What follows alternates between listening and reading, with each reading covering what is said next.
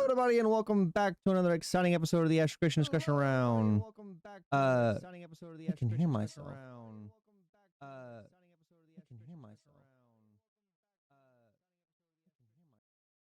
No. I had a fucking thing open in the background and unprofessional. That has never happened before. Yeah. So, welcome back to the Christian discussion round. Today we're talking about Node Wars. I have the lovely DA and the lovely Stackerson as always. A full PI crew today, and the NDA on the Node Wars has been lifted. Phantom X. Yo, breakers of testing. So we're gonna talk about what we're talking about. Node Wars today. Me and Stackerson, like all month, have been talking about large scale PvP, probably to the nth degree. But yeah. So not switched over. We're totally switched over. We're not switched over. You're totally fucking right.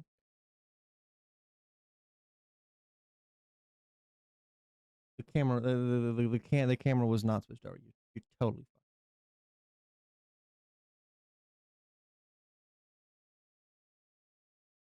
fine. I'm just fucking up everything. All right, so They hear your glorious intro.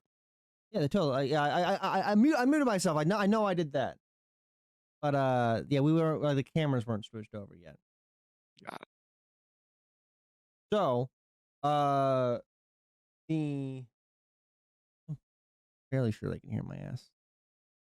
Made me doubt myself. Yeah, they can hear me. I can see the fucking thing moving. Yeah, they can hear you. All right, that is not what I wanted.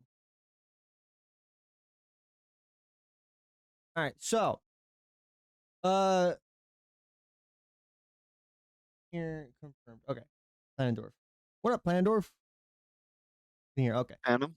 Phantom and Plandorf. So, what do you guys think about the? I guess starting us off. What do you guys thoughts about the stream? What do you guys think? Thoughts about like the Node Wars overall as testers? How much are we able to talk about it? You're allowed to talk about anything related to the testing that we have taken part in. Like they left it kind of. Here's some of like the thing of like what's kind of like people would talk about too is like how open is it? They didn't give like specifications on what we're like. They didn't like they left it kind of open ended. But Okay. as long as So I guess we can test. talk. It sounds like we can talk about like the design and general idea. Okay. Like So we're just I'm going sorry, I didn't realize I was muted. Yeah, Maggie actually posted a little bit of a clarification on that yesterday, and it's pretty much anything that you experience within those 6 tests. So if you opened up a map or a bush caught your leg, things like that. Gotcha. Okay. Do you want to start, DA? Sure, because I guess I've been on this train for 3 other podcasts now. So you've been all over the place. I know. I enjoyed myself. As I said in other streams, there are things that stuck out to me that I think the devs just deserve a round of applause on. Things like the beam that you shoot out from mage. Whenever that is imbued with fire versus ice magic, not only does the animation color change and the ability but the tooltips on them. I noticed that when I'm using passive abilities, my passives get a little bit of a star on those abilities to highlight which one is active, and it's those little things that really stood out to me that I just really enjoy. Overall, the war itself, I really enjoy the war. I had a blast doing it. I still think personally that it just needs a little bit more love. In terms of just the available objectives to do, just because like from a first pass it's fine, but in a more open setting with more players and a more active server, I think that the event might feel a little bit too repetitive, just with the current amount of like gather rubies or kill the bandits for blood. Overall though, systems were great. It felt good when I was playing. I know yokai seemed to have way better performance than I did, even though I was on a higher end system. But towards those last couple of tests, the frames were really good. I was averaging around, like, in the thick of battle, around like 30 to 40 FPS. And when we weren't fighting the other team and we were just using abilities, like standing in that open bowl using abilities and whatnot and spamming that, I was still at like 60, 70 FPS. So I want to um, talk about that real quick. So like something that you guys didn't see in like the audience didn't see in the live stream is before the live stream. This is still part of the test. I'm pretty sure we're this part. We were still yeah. testing and stuff like that. But like before the live stream, they had they like spawned like teleported all of us into one area, and we were all just like running around like nonstop casting spells, and it still had good performance. Uh, hmm and Abilities were still going off. It wasn't like stuttering. I think that's something that the community as a whole would definitely be like super interested in seeing. Um, so I wish I would have recorded that and shown that. I posted that on their fucking on their Twitter, or posted on like as a short on their YouTube or something like that. To like just showcase that. They didn't have to put it like because the live stream itself was like long as fuck. But like I definitely think the audience would have loved to see that part that part of the test as well. To answer Captain Duck's question, that is with the DLSS, and the DLSS made a huge difference on the performance. So once the client side performance gets improved upon, it's going to be even better. I can't wait to do wars like we did in Alpha 1, where like clients just running great, and we've got all those people on screen doing the battles again. So super excited there. What do you guys think about the so like you're said it's still early and stuff like that and things, and like I agree it's still early. I wasn't like as like a concept. I like the idea of the Node Wars. I love the idea of Node Wars. Um, that's one thing I didn't put in my fucking feedback is that like so they're talking about like how you can't like war like if you're vassals of the same node you can't war each other kind of thing. And I think you actually Mm. probably should be able to, because it fits into like that historical kind of thing where like two nobles of the same kingdom would war each other over territory. Yeah, I mean, that's not like one of those things that could change. I could go either way. I get their Mhm. argument where like the vassals, you're kind of supposed to all be a team and working together, but also forcing that team and not allowing people to have conflicts. Like, I mean, I don't know if you're actually preventing conflicts by not allowing the wars. I feel like it'll still have, if there's conflicts, there'll be conflicts. Um, yeah. I think that there's a little bit of a gamification that it does avoid, if without having um lesser nodes war other lesser nodes of the same node type, or of the same parent node. And one of the things that Sonic and I discussed is like, what happens if, one, the distance, right? Two nodes are a long distance away. Um, that travel time could have heavily put one in another's favor.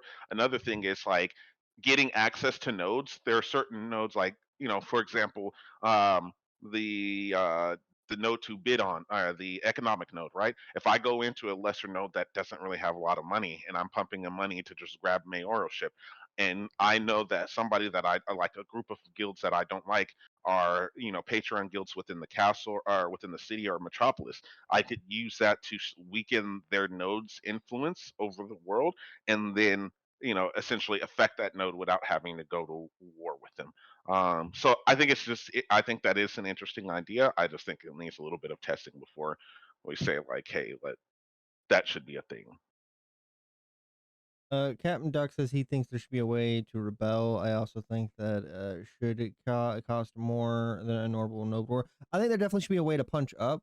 That would cost more than a node. Like if you generated enough like standing or something like that, or like enough like EXP or something like that through node warring, then having the ability to like punch up to your parent, to like a the next node in the in the Mhm. cycle. But I'm not I'm not 100% on that either. Are nodes okay? So Node Wars punching up. I don't know if you should be able to punch up. I feel like it with a war. I think if you punch up, it needs to be with a siege. Um, Well, I guess the idea would be that and the aren't sieges are done by individuals, right? Node sieges are done by individuals. If I or has that changed? you get It's you it's basically declared by the mayor. yeah, you declare by the mayor, and then people know that they're Well, they node declared by. wars are declared with the mayor. Before, I'm pretty sure node sieges were something that individuals could initiate. Node No, Wars, you get it's a subpar. you get a like a scroll, Yeah, and I then know. I'm yeah, talking about node sieges yeah, as like sieges, and yeah. the way you would punch up is with a siege, not with a war. That's what I'm saying. Is so like I don't know if I agree with wars being a way to punch up. Hiring mercenary nodes to declare war against other nodes in your vassal structure would be a way to punch up. Um, yeah, but you're not actually punching up. You are doing that like that whole like diplomacy thing and so a social aspect, which is part of like why I love the entire like Ashes of Christian as a whole, and I love the entire like the idea of the Node Wars is that social and political aspect of it.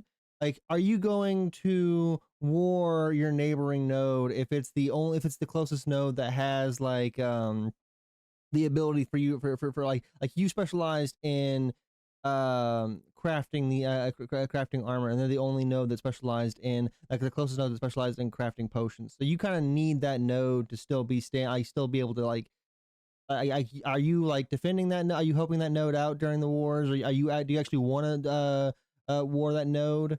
You like so some things you actually have to think about before going into a node war, and just fighting your neighbors and stuff like that is like. Yeah, I mean, I don't think the system is designed so you just like are always fighting. You're like it's not like a red versus dead. They're the other node. We need to declare war. Let's fight. I mean, this is like we have a reason to not like That our was one of the conflicts are really supposed to start at like the bottom end with like the corruption system. Like people, I mean, I guess it doesn't have to, but it's like, that was one of the forum questions is how frequently do you guys think that node wars should be a thing? and it's one of those things I don't think there's a good answer because there'll be probably be times where they're more frequent where you're like, when you start warring a node, you probably aren't just going to do one war. You'll probably do more. I guess I want to know like what how you feel like when that war is going to stop, like the not the war event, but like The battle versus the the war. wars, Yeah. because like these are really like node wars is really like a node battle Yeah. declaration. And but it's going to be part of what The overall war. is Like like this is an be a event. war. What we saw in the video was an event slash battle versus like an overall like node war, which we were told would take like over the course of days. Yeah. Kind of thing. Well, no, So I'm not even what? talking about that. I'm talking about how like I don't think if you decide to declare war, the current system is declare war. Declare war on a node. You're not going to just declare one war and just be done. You're going to probably declare a war. It's going to fight out and however go, and then you're probably going to do more. I would think. I don't think you'd just be like, oh, I guess that's the end of our conflict. We don't care anymore. So so in the wiki and in the past, and Stephen has talked about cooldown periods between when you can declare on another war, and as long as they stick with the periods that they have for each stage, I think it's fine. They I don't also Yeah. think it's too much. Like the cooldown for a village stage, I was think was supposed to be 30 days after the war. I think that's completely Is fine. that war or siege? It's siege. Um, I don't think it was Um, specified back then because um, it wasn't a. But they because also go ahead. I mean, so this is kind of getting to your question of frequency. I assume what's going to happen is there's going to be times where there's low wars, like people aren't really fighting, and then like some nodes are going to get in conflict and they're going to start declaring war on each other, and so you're going to have like a period of time where there's more wars. So saying like how often it's supposed to happen, it's hard to say. It also probably depends on the server. It also like you also have the aspect of like how I doing the mayoral commissions to build up build the resources needed to declare war. And one thing that like one of the other questions was what do you think a reward should be for the node? And I said that like you have the standard cosmetics, titles, and all that, all that junk. But like another thing is like I think that you can. I'd be careful with rewarding just like straight up currencies, but I think you can take I take from the node's treasury and reward currencies like gold and node standing to your soul, like the lord or the the lord of the node, lord of the castle, land, rewarding his soldiers for fighting in the war, kind of thing. I'm taking from the Have you treasury. guys? Go ahead. I feel like you guys have been playing, actually getting your hands on it, playing so much that y'all kind of forgot like the history of like how this is supposed to be. That eh, when it comes to those rewards starting off, like they already have talked about like reliquaries, right? We've known Yep. from the start that Yeah. reliquaries, that's a good enough reward. We talked about during the stream, they talked about like siphoning node exp from another node's area within that. I think that's another great idea. These rewards don't necessarily have to be a player reward of here, I got a golden I shiny don't want them I to be player rewards. I 100%. don't want them to be individual player rewards. Like maybe you could like eventually give cosmetics, but I don't want it. I don't think the system should be one where it's like we're declaring a war so we can grind out cosmetics. I 100% agree with you. I'm like I said, it was a question that was on the forum, and like I think that like I 100% agree with you that like those are really good things of like the reliquary. I didn't forget about those, but I think the question was posed in a way of like, hey, what should be the individual player reward? Okay, I see. I mean, I assume there should be like, yeah, you can get something from the. I mean, it depends on the scroll because there's different war scrolls. So I assume it depends on the war scroll. Will decide like what you can win from the war, whether it be gold, a relic, XP. I mean, I'm also okay with the node based currency. I think that one of the things that like we all sometimes, not us, but people sometimes forget, is that node currency is obtainable in different ways, and it's a way to reward players without giving them pure gold and increasing giving them just a pure power increase, because we know it's in ashes, like things are, as you get into later game stages, all items are tradable. You can access a lot of the stuff that you need from just crafting and buying it. So that gold is going to be king, and you don't want to just hand that out willy-nilly. So I think that node based currency is something that they definitely a great idea that they added. But I also think it's a sufficient reward, especially for, we've all been in those open world events where we're trying to corral the people who aren't in Discord, aren't a part of any guilds, and they're just random players.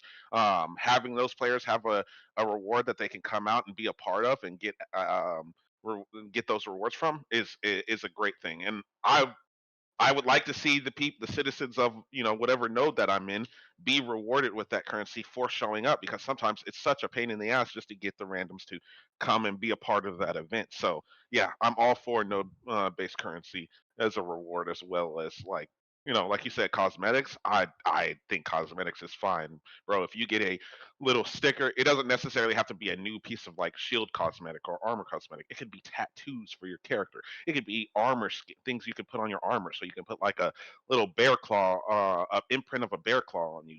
Little things like that, man. Just reward the player without giving them power, and I think that the devs are already headed in the right direction on that.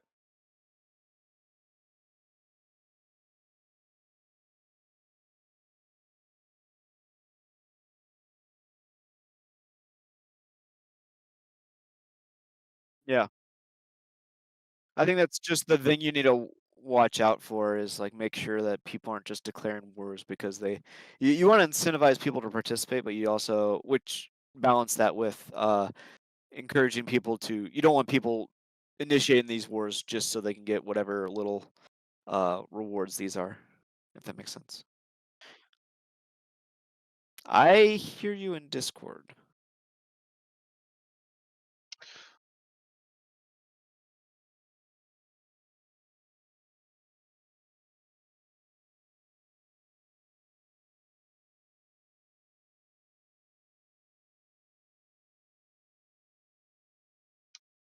Yeah, I can't hear you on the stream for some reason.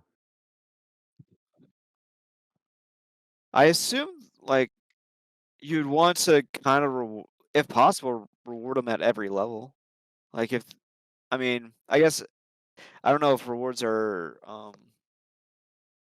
given out for commissions, but like I would assume you'd want to reward them at every level, including like encourage, give people a reason to do the commission, give people a next reason to participate, and then obviously if you want to give them a reason to like succeed. Um, I think those are all.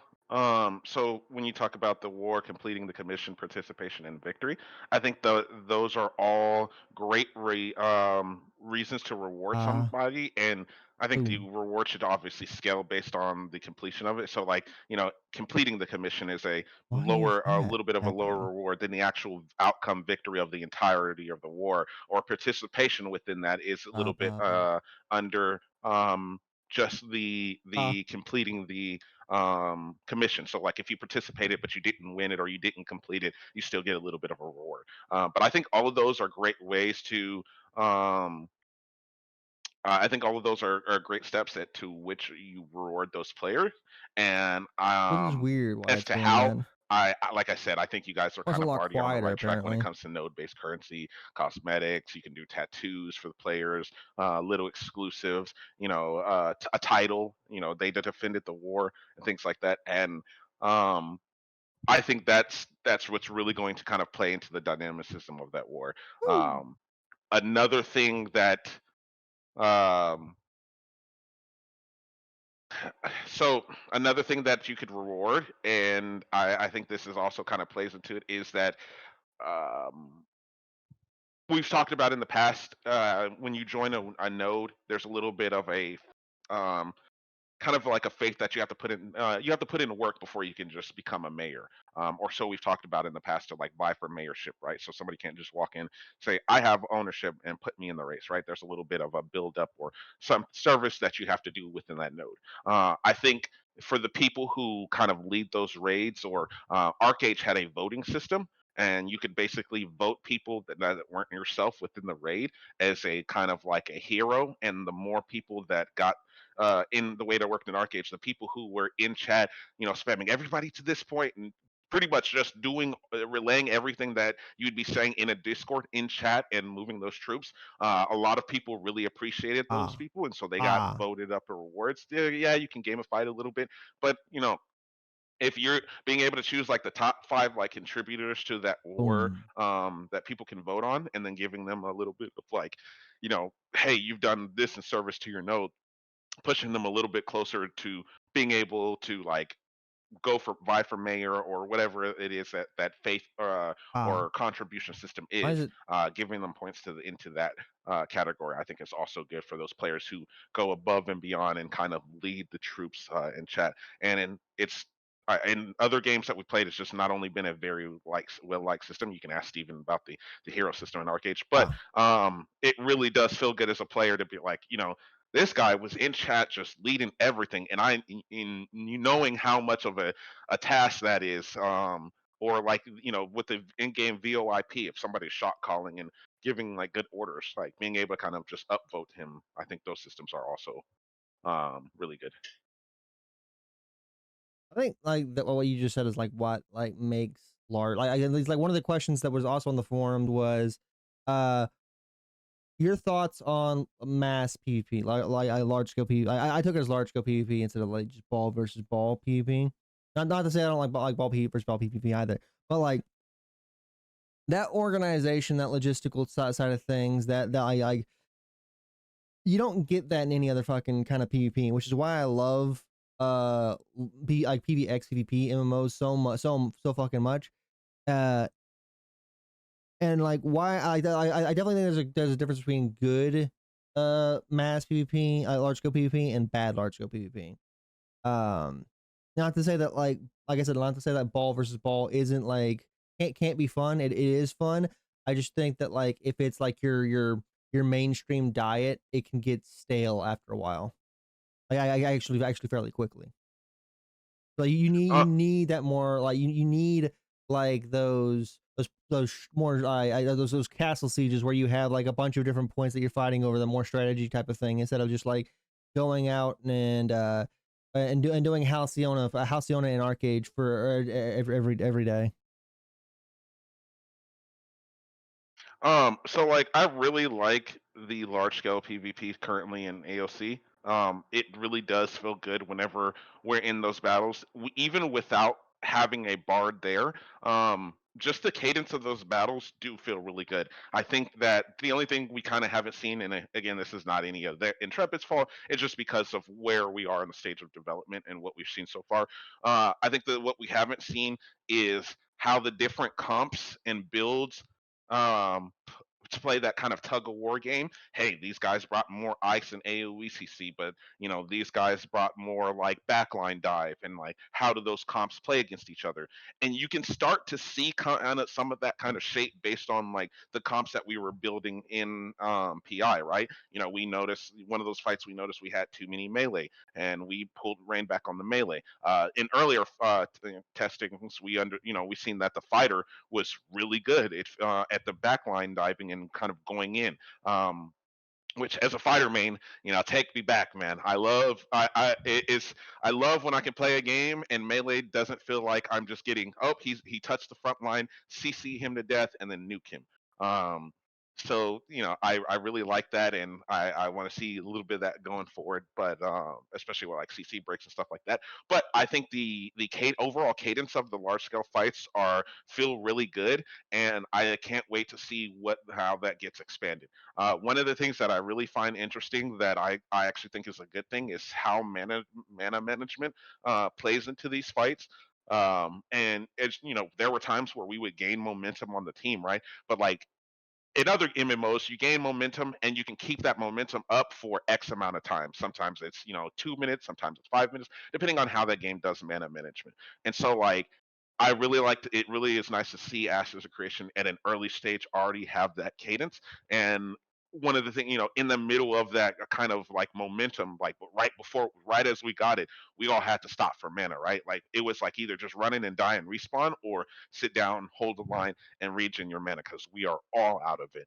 And that's something that I really like. And I can't wait to see what MP Pots as well as Bard does to kind of help keep up that tempo, but still um, um, offer that kind of stop of like, hey guys, we've lost players, plus we're out of mana, we need to stop and reset. And those resets are very important because they allow for like a clear winner of a battle. And that's something you didn't necessarily see when like early New World. It was pop your tent down, and as long as you have repair parts, keep sending it, keep sending it, keep sending it. So even if you beat another group, and you're like, man, we stomped them, we took out all their players, we played well, we maneuvered, they had more numbers, but we outplayed them, we got our win. Well, yeah, they have more numbers, but those numbers are still coming. There was no like they have to reset. And I think that's one of the things that really just didn't feel good about New World that I'm excited to see in Ashes. I also like the um, 1 second here. I like the when it comes to large scale. I like that Mage is a little bit of is if you're playing it correctly, diving in, CCing, and AOing. I think the Mage is very strong for that right now. But what I would like to see a little bit is kind of that push and pull on the Mage. Just because like my first time playing Mage, and I'm a melee player main, but I played Mage and I'm like, gee, I need to switch my mains, man. Just it feels so good, and it's a good thing that it feels good. But from like the mage, the kind of only thing I'd like to see is a little bit of push and pull on that. Like if I go more CC heavy, I have to pull back on this. It really felt like it just excelled at CC, AOE CC, and AOE damage so much that it's like you're play mage or you're playing yourself, and that's kind of just what I don't want to see from the large scale battles. As I don't want to see it turn into just everybody play mage and play and run the mage ball with Your two stereotypical fighters. mage ball kind of thing. Yeah, two fighters, one to two rangers, and everybody else is mage and healer. Because in those scenarios, the game does just get kind of very boring for the other classes, and it just really feels silly. But like I said, the cadence of that, um, the cadence of that Oh man, it just feels. Mana, it's like I've said this before about like resources and stuff like that. I love when resources are like not like, oh, you just like forget about it. I mean, like, so many games you like mana. Mana doesn't mean jack shit. You just you almost have like an infinite amount of it. But like I also don't like that like I have to take myself out of combat so super frequent. Like I having to sit down and stuff like that's fine and stuff like that. Like I do I agree with you that I enjoy seeing it in this in this early stage. It did feel like I was doing it almost every other encounter, but I'm also like saying that we didn't have access to potions. We didn't have like super like we had like realistically we had three like with a lot of armor sets we could pick from, but only like three of them. There was only like three different stat types. One for May, I maybe four. One more fighter stat. Well, stat type was just like a strength focus, constitution focus, mage focus, and then like a ranger focus with dexterity and stuff like that. And so like you didn't really have, yeah, you didn't really have like a whole hell of a lot of like build diversity in terms of gear. There was no potions and stuff like that. And like it's like DA said, we didn't really have we didn't have access to Bard in this test. So it's really interesting to see like how those different nuances are meant to play with like all like your average gameplay of like how you're supposed to manage your health and stamina and mana and stuff like that. Yeah, so that's actually interesting that you say that because I remember Phantom talking about how he kind of built for a little bit more damage over healing and like I don't the think that was kind of Phantom. I think it was Linux. it could have been Linux, but no, I'm pretty sure it was Phantom. He said it yesterday when I was in Jamie Chaos's stream, Oh, okay. and I remember him. Yeah, and no, it wasn't Linux. It was definitely Phantom. I I think that it's very interesting because there were even times like I was looking at the armor sets in that they were handing us in game, and like I was mix matching because I'm like, this one seems a little bit better than this, but one of the things that we haven't seen is like how do some of these other stats that aren't kind of privy in other games, how do those kind of affect your stats as a mitigation factor.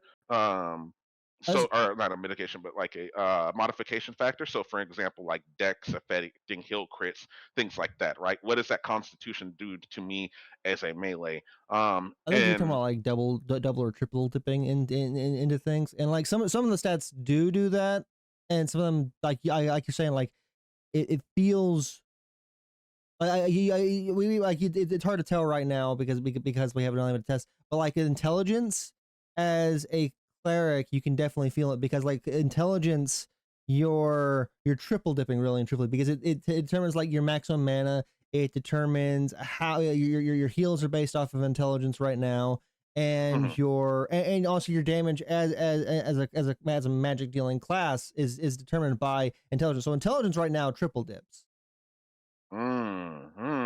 So, as someone who played a healer, what does wisdom feel like? Because I was under the assumption that wisdom was a better stat for healer.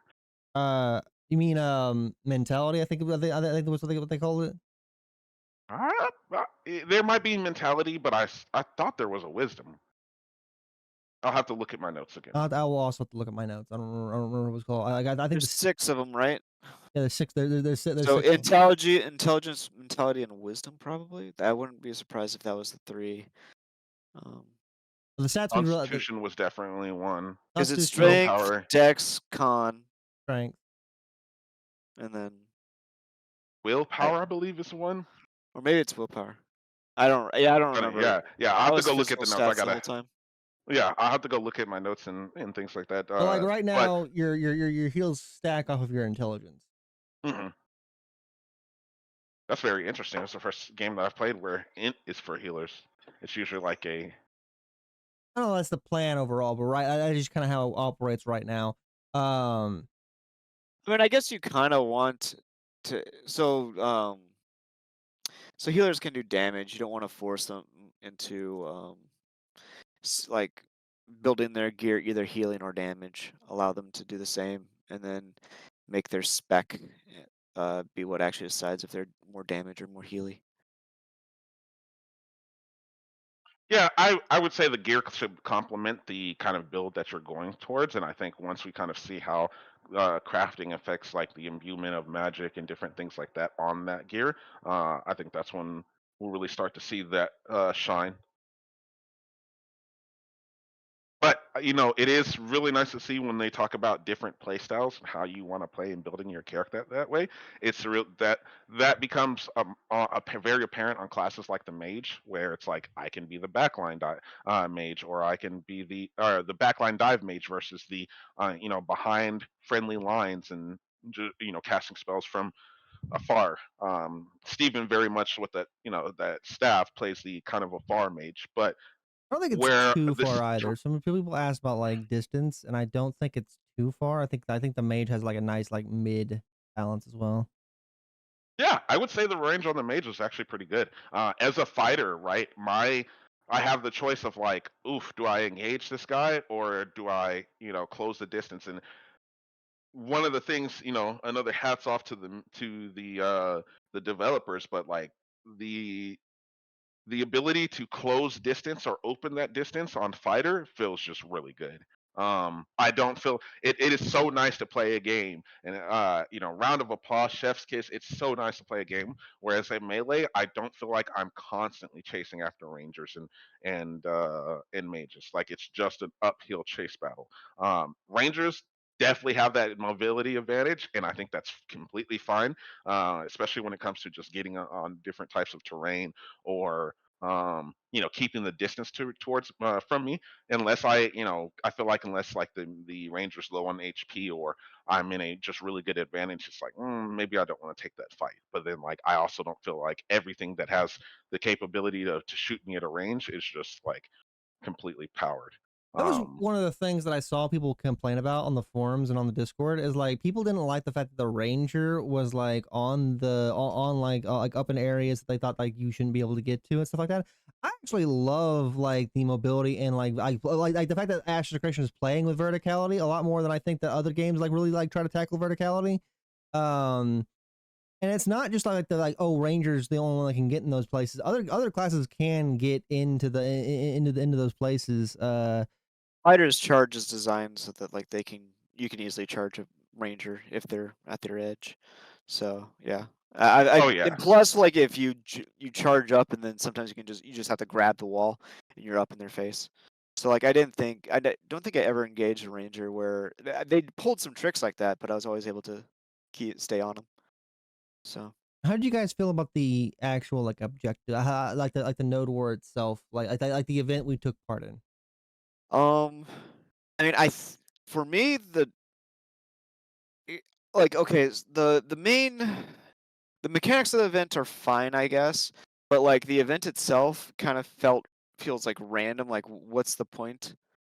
Um, yeah, I guess if that makes sense. It's like, okay, we're killing these dudes for their blood, and we're getting some rocks, and then we're channeling. Like the base mechanics of what they want to do with the event, having the two stages, and how like one group can get ahead and the other group has to change so they can stop the channeling. Like I think that all makes sense, but like what you're doing, the yeah, the killing for blood and the farming, rocks felt like random has felt random to me. Maybe that's something I'll change with development, but yeah, that's how it Yeah, felt.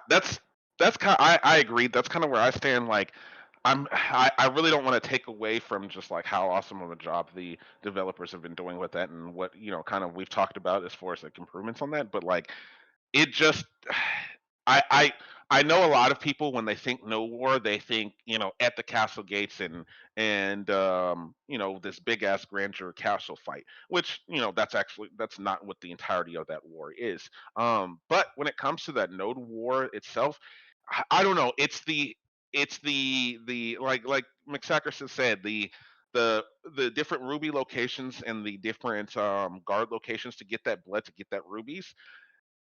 It feels just it feels like you said random, because it's like I don't know. It's really hard to kind of put into words for me. It's not that it's a bad system.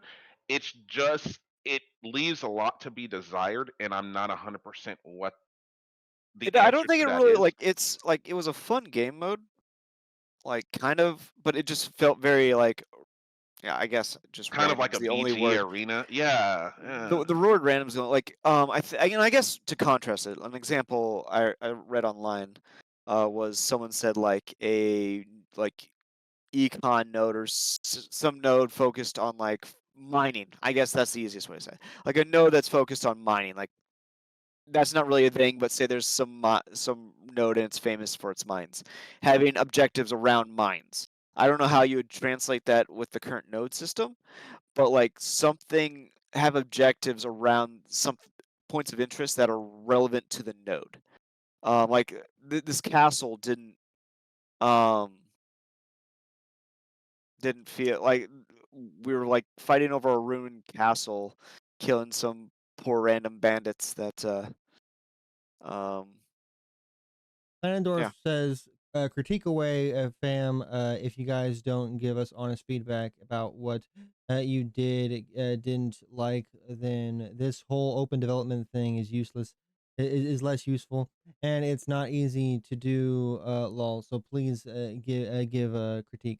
I try to like go into that mindset. That's kind of like what we try to do on this one on this podcast at least, is that like I love the game, and my mentality is that if you love something, you should be able to critique it. Like not that you're entitled to critique, but that you're like because you like it, Care you should about be it able so to much, you yeah you want to should be see able to it. point it. You should be Yeah, able to point out like its flaws And better, and you want it to grow, kind yeah. of thing. And as you point out, like that is the point of the open development. Yeah, I mean, it's about being respectful about your critiques, um, and trying to be constructive, but also sometimes just saying feelings. Um, All right, yeah. So yeah, yeah. Ninja. I Go guess ahead. I answered the question of feelings on the event itself. Yeah, I could agree with Stackerson's sentiment. It's not about like not wanting to give critique. It's just like, I if I give critique on things, I also like to provide like suggestions on how to improve that. And if I feel like sometimes I'm like, I don't really know the answer to that, so I feel like it's just not as good. Well, But that's when on it comes them. to yeah, Like yeah, just say your feelings, and they'll try to yeah, parse yeah, through it. yeah, for I sure, for sure. Go ahead. Go ahead, you go ahead. Uh, y- Uh, I was just gonna say the Node Ware event. I like that it's open world. I like fighting over the kind of quarry that we're in or whatever it may be. And to kind of to expand on what you were saying a little bit earlier, McStackerson, is I think what you're looking for is like quarries, right? Like in New World, you'd come across a quarry, and that was like the best place to get different rocks in because it was just a natural formation or an old abandoned cave, quarry, or mining cave that was just that POI location of like, oh, these are where I can get materials for this, this, and this. Um, I'm not and ignoring and you guys. that's where um I'm trying. Like I we're trying to think let the conversation that's I flow think a little and bit with what you're comment looking well. for. As a Well, as a looking at the Node War overall and it having different phases, phase 1, 2, 3, 4, yada yada yada. I would say if this was a phase 1 event and there were two or three other types of events that the RNG gods could choose from for that first phase event, I think it's okay. I For a phase 1 event, I disagree. think it's okay, but I just think it's I think about the replayability.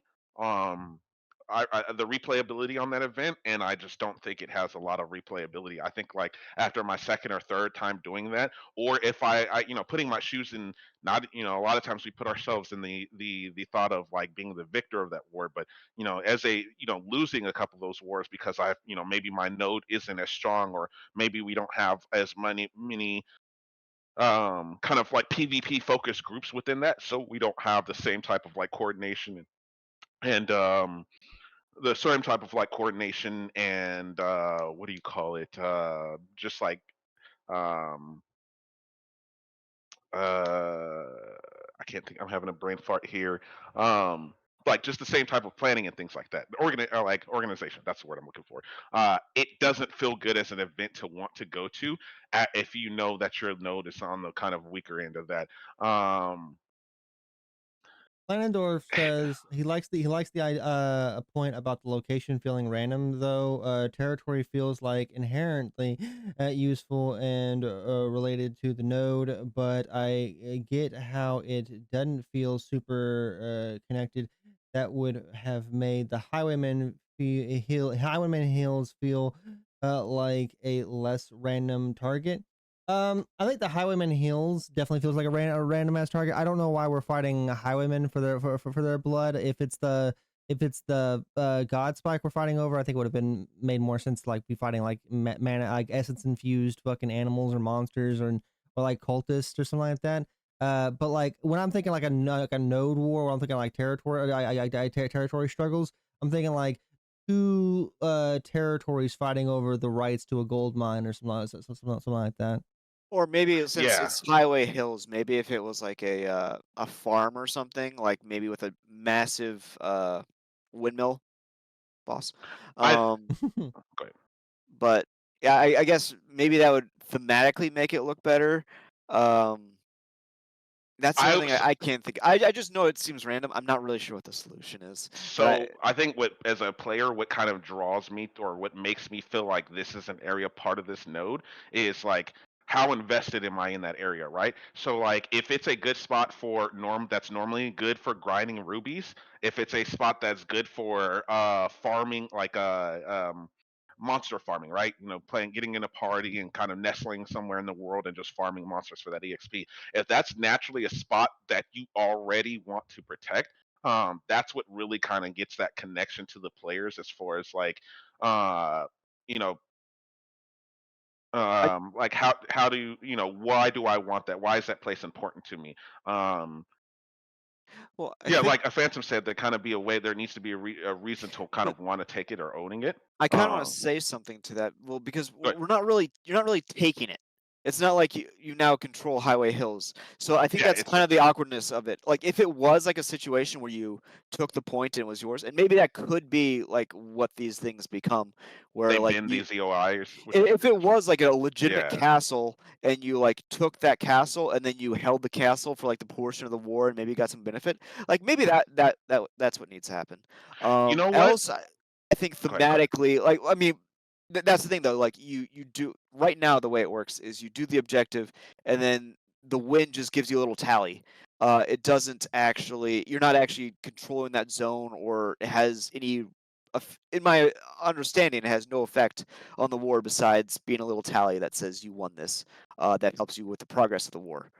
Um, Mm, You, you know what? Something that actually just came to mind that might actually help with that, especially Planendorf, is so you know how outside of the, you know, when we're fighting guards and collecting rubies, right? And then the God Spike is kind of in the middle of that, like abandoned structure, what kind of whatever you want to call it, in that bowl. I think what would make that more fun is if you guys improved a little bit on what's around in that structure and made the fight so like right now it looks like kind of an abandoned keep or outpost or something like that. And I think if you expanded a little bit more on the outpost itself, and maybe the God Spike, for example, is on the third floor at the very top of that outpost that we had. Then that means like not only like it's not a just put two Zergs on a point. You're forced to go upstairs and fight in these little hallways that might not necessarily be good for large. large groups like of people. range, yeah. Right, right. And then so if you expanded on that, maybe made it a little bigger, added things like controllable catapults, like you've seen in Warhaven, right? Where it's not it's something that you go up, you fight the group of players at the catapult, and if you control it, you can, and if you want to add in, a PvE aspect of it, you have people running out there grinding the rubies because the rubies they bring back in bags, and the rubies are ground down to make explosive combustion. The rubies are used for the combustion and they use it in explosives, and then they load the cannon, and then that cannon can either do damage to the outpost itself to expand the amount of people who can kind of break in, or just do damage to certain areas to where it's like, okay guys, we need to um we need to pull some people away from this to go to make sure that they hold the cannons down, because it's hard to get the God Spike casted without the cannons. So I think one of the ways you can kind of just do that is just expand upon the little kind of broken down fort, right? It's not a castle siege because we're not fighting a city, but this city, previously owned these outposts, and that's something that the node's kind of pouring a little bit of resources into, is to kind of like dusting off this place and kind of getting that back in order. And as another node wants to kind of like encroach its ZOI on us, they're pushing our outward forts. They're pushing our rebuild the command posts that we're rebuilding. So I think that's another way that you could actually kind of expand on that, to not only just make it a little bit more fun, but make it a little bit more immersive, and like what I'm doing does feel more like not necessarily a castle siege, but a war against another group in a specific location. Right now, I think the open world part of it, and how it's just kind of like dogpile two teams on the flag, just really kind of makes it more of like what we've seen in other games, of just kind of an open world objective Zerg v Zerg fight to fight over. How do you Maybe. go ahead? No, you can go first. I think I spoke last. No, I'm gonna pivot towards different things. So you got something to say about this Like, go ahead. I mean, I was just thinking that maybe there's something where if we go off this like idea of you like capturing this area, or maybe even just destroying the protection in that area. So maybe there's less guards patrolling. Maybe there's a corruption change in how corruption's handled in that area. And maybe if it persists past the war, and is maybe either a time thing where it automatically comes back online, or something that has to, I don't know if you want to make the node that was attacked repair it. I guess I was thinking of that angle. If we start to make these like something about outposts or something like that, I don't know. And then like when taken, they have repercussions that last past the war. Yeah, I That's think all I had. Phantom brings up a really good point as far as like, do we feel like our actions are changing the world? And it's a good start when it comes to like the luck and the siphoning the EXP from different nodes. I think that's a great step in that feeling, but it doesn't it's not 100% there yet. And I think one of the things that actually that I can't remember, I think it was either you, McStackerson, or Phantom, one of you guys brought up the ZOI pushing, right, the line of that ZOI. I think that's actually something that really makes it apparent, for it's like the Highwayman Hills, right? Mirlith owns. You can kind of see the colors change, and Mirlith owns this slice of your node's location for 12 hours, I think for like a 24 dotted hours, however line. long. I think Yeah, like a yeah, dotted kind of line like a kind of thing. dotted line, and just telling players that it's I think we temporary. all kind of like think like I got like a 4X game when Yeah. we hear about like how the war's kind of structured, and like how the territory grabs are kind of done, and like even like how the point system of like, hey, this one fight gives you points for the overall war kind of thing, and like using that for like the end like negotiation of like, hey, we're gonna claim these territories, but like, hey, you don't have enough points to actually like in the fight kind of thing. Like it's definitely very 4X-y. So I think like having a you don't really see it in the UI right currently, but UI still needs a lot of work and stuff like that. The devs are aware of that kind of thing. But like maybe like a dotted line saying like, hey, this territory is like is in your ZOI, but it's under the control of Miralith currently yeah. until X amount of time. Yeah. Yeah. Yeah, I think that's a great idea. I just want to double down on that. Move the God Spike into that structure you have. There are so many.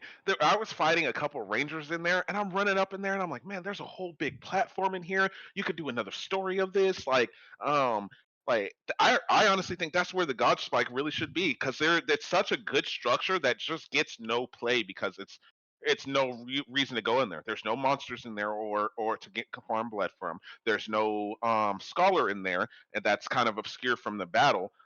Excuse me. there's just no reason to go in there, and it's such a good structure to fight around, to fight in, with especially with the different entrances. So it's not like, oh, these people just rotate shields on this one single entrance and just keep us at bay. There's ways that you can. There's times where we flanked around during one of those tests where we flanked around it to hit another group from the backside. There's so many different plays with like the scalability and being able to climb things. Like all those things are really great. You guys have done a really great job, and I really just kind of wanted. I think the God Spike should be moved to in that structure, and you can still keep the broken down aesthetic of that structure while just using that a little bit of a part of your battle. Um, that's Uh, kind of like what I. Drunk Ninja Right. says siphoning XP will help raise towards Metro. It will likely be important to war and wind if you can. For early on, or like when a Metro does get dethroned and a new one needs to be done, 100%. But I think one of the questions people have been asking is like, what does this look like if you're? So what does the AXP siphoning look like when you're the vassal of another node? Like, does your parent node get all your get all your EXP? And stuff like that? Does that have diminishing returns because you're already the vassal of another node, um, and stuff like that? Are you pushing them towards Metro instead of pushing yourself towards Maybe it could be an exception because normally that's how it would work. But maybe I mean I feel like it makes sense maybe in this case that like it just goes straight to the node. But I don't know. That's a But thought. if you're a ZOI within another tier 4, that's all like punching I up mean, kind if of you're thing. at That's a, maximum XP and like once you're a vassal, you're a vassal. It's not yeah. like you can actually. I don't think you would actually be able to, uh, like level up Rebel or punch up. past with wars. Especially, I mean that's also a little weird that you randomly take over your parent node by warring other little nodes to steal their XP. So I don't think that's how it should work. But since normally, if I remember right, XP goes to the parent first and then the vassal.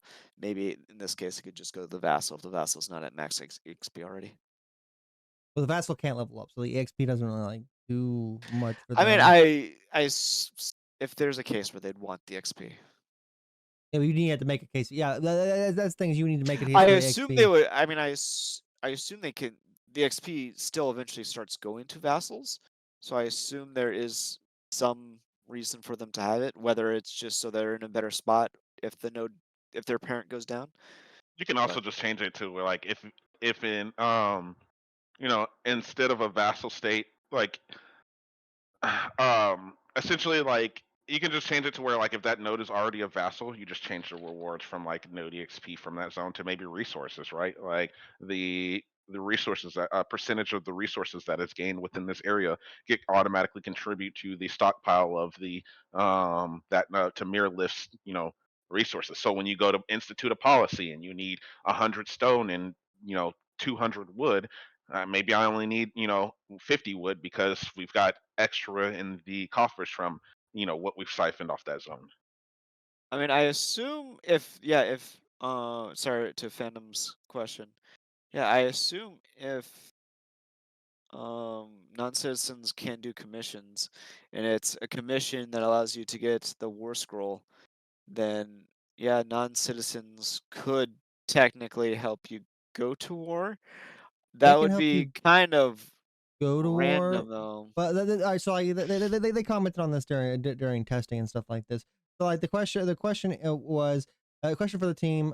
We have been told that mayoral commissions can be completed by non-citizens. They just don't generate mandates. So can non-citizens influence whether a war starts? I mean, you're like that you are influencing whether the war starts, right? You're doing the mayoral commissions to get the war to start, for that person to like do the war. Now you can't like they said they were going like back and forth on the idea whether or not like allied nodes or like allies can take part in the wars and stuff like that. I mean, Yeah, I don't I think think it makes sense for you to for non-citizens to really do that, but like I guess it's something that someone like yeah, I don't think it normally would make sense for people to do that, but because there's I not think that it's lot of benefit for the non-citizens to do it. But I think when in an open world setting, it's really hard to just completely erase the presence of other people, like people's contribution, because right, their contribution doesn't necessarily have to be um it doesn't necessarily have to be here I'm here helping you like in a standard sense. It could be like, hey, the other node has no corruption when fighting us, and they're really hard protecting stone quarries right now. So if the node of this node is the enemy of my enemy, I might just take a force to the stone quarry, and it's like you're either going to have to suffer corruption and get that penalty, and when you do go to fight those guys, you're already going to be a lower you're going to be doing lower damage, and you have a lower output. So one of the things I could see happening is just like I just go in there and start farm stone, and you have to fight me as another I think you're more deterrent. tackling it from the perspective of like an ally node versus like what I think Phantom X was talking about of like he's just talking about non-citizens Yeah, I'm talking kind about of nonsense in forcing general. Like, yeah. I mean, it's just if you can do And commissions. or Phantom X based on the stream is in this case the mayor has actually clicked the final button and declared the war, so non-citizens can't force you into into the state. yeah. So yeah, they couldn't force you into the war state, but they can help contribute to like getting the scroll or getting the ability to deck. Which And I think I that mean, that's what he's talking about, as a scenario where like the mayor colludes with people that aren't part of the node to get the node into war. Um, I don't know. I just think it's weird because like the other node could just declare war on you. So like I don't know the benefit of that. well, it's an MMO, and players like to grief just to grief. And Well, if Well, I no.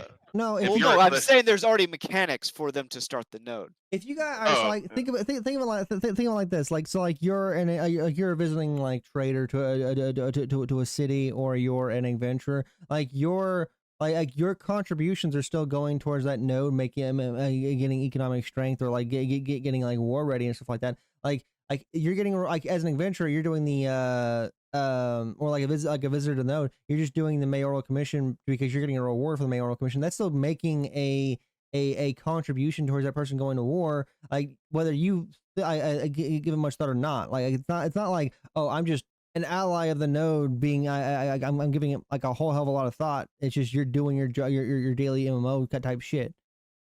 Yeah, I agree with Yokai. I mean, no, helping out that other node doesn't consist of just like giving it materials or helping sway the direction of it. It's I'm gonna kill everybody coming out of town from your node, and if they don't fight back, they just get, they don't fight back. But everybody coming out, I'm gonna just kill them to delay. So when the node war does start, half of the people in your node are already trying to deal with getting away from you know the dangers lurking outside of town before they can even get there. No, I guess Phantom X. I mean, I guess why? Like, like why? Like the like another. Why wouldn't they just another node? If you like, what's the win here? We're focusing Like on because this like too much, and if like you want. Phantom X, I've been talking to Phantom X. We're actually going to join us next week on a on the discussion round. Them and the Theory for like yeah, the Theory Forge, right? I'm not fucking Yes. up on there. Okay, Yes, it's Theory Forge. get fucking them mixed up with another one with another one, and I'm fucking like, and I'm so scared to fucking do that. But yeah, Theory Forge and the Theory Forge crew is going to come on next week and talk with us. We can talk about that better next week instead of like. I just want to kind of move on from this topic. So another thing about similar games that have similar systems. Do you guys I think that like there are other games that you guys have played that you want to see like Ash like have similar systems that you might see like Ashes could learn from that, or maybe like Ash could learn from that in a positive way, or like things you might want to like see Ashes like steer clear of when going down this route. When it comes to just wars, PvP interactions, and sieges, I think one of the games that they should really look into is just Conqueror's Blade. Conqueror's Yes. Blade the entirety of that game is just outside of troop management and things like that, is sieges. Your BGs and your arenas are sieges, and they're of different sizes, different shapes, different maps. And one of the things that that game really does well is the cadence of the battle, the tug of war of the troops going in and out and holding different control points. And then not everything is a siege, right? You can control those locations that they're like fiefs, if I think is the correct word for them. Though that Conqueror's Blade is absolutely the game to look forward to when it comes to sieges, because they just do it right. They do everything about the structure of the town and how you fight through that to get to the kind of final channel, the control point system, the like I said, the tug of war of those battles, even in at those fiefs, right, where it's just like a kind of a small gate and you defend the inside of the gate, and there's like a small little village that you run through and grab it. They have so many representations of different village, town, city, and metropolis type sieges that I think, and they do it in such a good way that I think Conqueror's Blade is absolutely a game that they should look to when it comes to like how they structure their battles and the cadence of that and win condition. 100%. Like I get feedback on this in the forums, and I think that I agree. Conqueror's Blade just does it fucking right, right. And I think it does it in a way that like what Ashes would definitely enjoy. Not the unit aspect of it, but like how the territories are structured, how the territory fights, how the territory wars themselves are kind of like I like the different objectives that go on during them, the different sizes of them, like you said, and then like I think like also like the usage of like the strategic differences that you have in them, and like also like being able to use like siege equipment inside those fights as well. I think it breaks up the fight just so fucking well. Thank you for the recommendation. I'll check it out when I have time. Like stressed hands over face. What about you, Stackerson? I have other examples, but what about you, Stackerson? Do you have an example of games with similar systems? No, I feel like this is the first game that we have that's really tried to like. I understand like the fantasy from like games like Lineage 2 or for me Darkfall, that's really tried to like make this kind of gameplay like part of the game. So I don't think there's any games that have really I want to say are good examples of either to do or what not to do. Um, I think there are tons of games that have done exactly that. I don't think the Ashes is the first one to do first one to do this. You have Warhammer Online that has its realm versus realm battlefield this isn't realm battlefields. versus. I mean, yeah, you have different games that have tried to do the same kind of combat, but Not actual like realm like the like I don't think that had the war. Oh yeah, we have games have made gameplay that looks like this. Yes, not but look like this, like actually functions like this too, like because in the battlefield portion of the realm versus realm in Warhammer Online, you're fighting over like strategic territory points like this, and you're getting a war score, like you're getting a war score at the end of each fight that that determines, allows you to push. yeah, that allows you to push between the different like the overall fight itself, determines the overall win. I mean, maybe that's a good example, but what other ones do you have? EVE Online, you have the sovereignty wars and stuff like that, where you war Okay, over Eve. I guess yes, Eve. I guess you're right. I wasn't thinking of Eve. I guess also then you have Albion. Albion Online. You have Conquer, like me and Dave were saying earlier. You have Conqueror's Blade with the territory wars and the fiefs and stuff like that. I don't know. I guess I feel like with the way nodes work and how these are supposed to interact with nodes, I feel like it's very different than a lot of games we've seen. So I don't know what to recommend. And I feel like that's where the big part of this is like how these are supposed to interact with nodes and what these are supposed to be like, because these are supposed to be ways for nodes to have conflicts, but like not full sieges, I feel. So there's this middle ground, and I can't think of a game that has something. I mean, besides I guess maybe some of the scenarios in war, but yeah. Yeah, I think probably I looking at like the tank and stuff like that, and like just how like I think like the game overall, I think Warhammer Online is probably like one of the best examples of like a game that has very similar ideas to Ashes of Creation that does a lot of like similar things. Granted, Warhammer Online had its problems. It did kind of like it servers went down. You know, I think if you want to play it now, you have to play on private servers and stuff like that. But like, I think Warhammer Online did a lot fucking right. That I think that Ashes that does like a lot of the same stuff that Ashes wants to do. So if you want to like learn from a games, I like the games I listed off. I think are excellent examples of what to look at. Someone was saying something earlier, and we were so engrossed in conversation, I've missed over like a lot of stuff that was said in chat. Captain Duck earlier, and I'm so sorry for this was so long ago. When you guys made your characters and spawned into the world, was it at a divine gate or node that began testing? We were kind of in a It's just like it a was random it was more building like a thingy.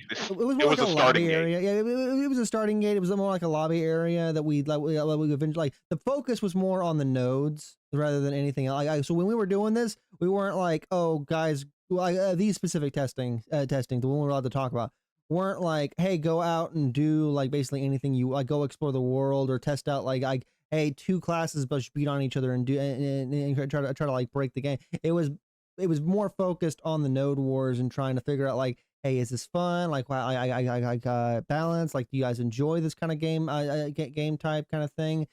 Does this fit into like the ideas of like Ashes of Creation? One thing too is like we were asked like, does this like area that the node war was taking place in, does this feel good for like a 50v50? I think like they're not limiting it to 50v50, but like I think it's being kind of structured around 50v50 kind of thing. And initially my thought process was yes, but like thinking about it, like I think it's great. I think it's structured well for 50v50 if you're on foot. But once you start adding mounts to the mix, it becomes extremely small at that point because your respawn time isn't like that long, and you're right outside. Like you're not that far away from any of the points. So like if you add mounts to it, you're just cutting down on the response time, and not in a good way. It would Yeah. make Especially if mounts have like sprint abilities. Yeah. I feel like a mount with a sprint ability, you'd get you right into the action. Yeah, it would basically turn like any kind of conflict into like a zombie rush kind of scenario. I don't really want that for this or any kind of like thing. PvE. Yeah, Go ahead. Go ahead, Dia. I was just gonna say we started it. We essentially just started at the Divine Gateway. I'm gonna put a image here in chat, and I think this is what they're kind of getting at. It's something that we've seen before. Don't worry, I'm not sharing anything NDA, but this was one of the kind of images of the alien city that a concept that Alien, Stephen not alien. Alien, sorry. Yeah, alien. Yeah, it's the alien city. The alien city that concept that Steven shared a while back ago on a previous stream, and to me, this kind of looked like what we were starting in for the stream. Now I could be wrong, but No, I think it you're right. I really think you're just felt 100% right. yeah, it really felt like that's where we were starting, and it was obviously just a work in progress in terms of like textures and just the look around it. But I mean, like it's already starting to look beautiful, and I'm like, when I stepped out that gate and kind of jumped into the kind of where the stairs leads down to the opening of the node or of that zone, it just looked really incredible seeing like the sea out in the bay off in the distance, and just like um, the different levels of the town and different things that you can explore, and it's just like, oh man, I really want to go there. So yeah, it was really cool. I don't know. Pandor's message was deleted. I think DA could post it because he was like I have links turned off just for safety reasons. So because like yeah, just don't want because like I'll able to post some random shit. So if you're trying to post something with Pandor, sorry about that. Yeah, the bot just All caps. Sorry. Okay, yeah. I think the bot's a little sensitive. I don't sensitive. know Yeah. how to approve that message, but I'm gonna look into Twitch just moderation things because there's a couple things in chat that I really wanted to. But so I know you and me have talked about this quite a bit, Da, in the past with other games. How do people feel about like the PvE in the in the PvE and the PvP interaction with each other? And this, I don't think it's too bad, but like there are like some certain examples of it getting like it can get out of hand. Like, in this scenario, it was just kind of annoying because of how the mobs are just always on you. At least as it like a melee, having to dive in and then also have mobs on you. Also, it just like kind of to what we were talking about the whole scenario as a whole. The mobs just felt kind of random. So, um, Anandor says new narc video PI confirms new alien race in A2. You heard it here, folks.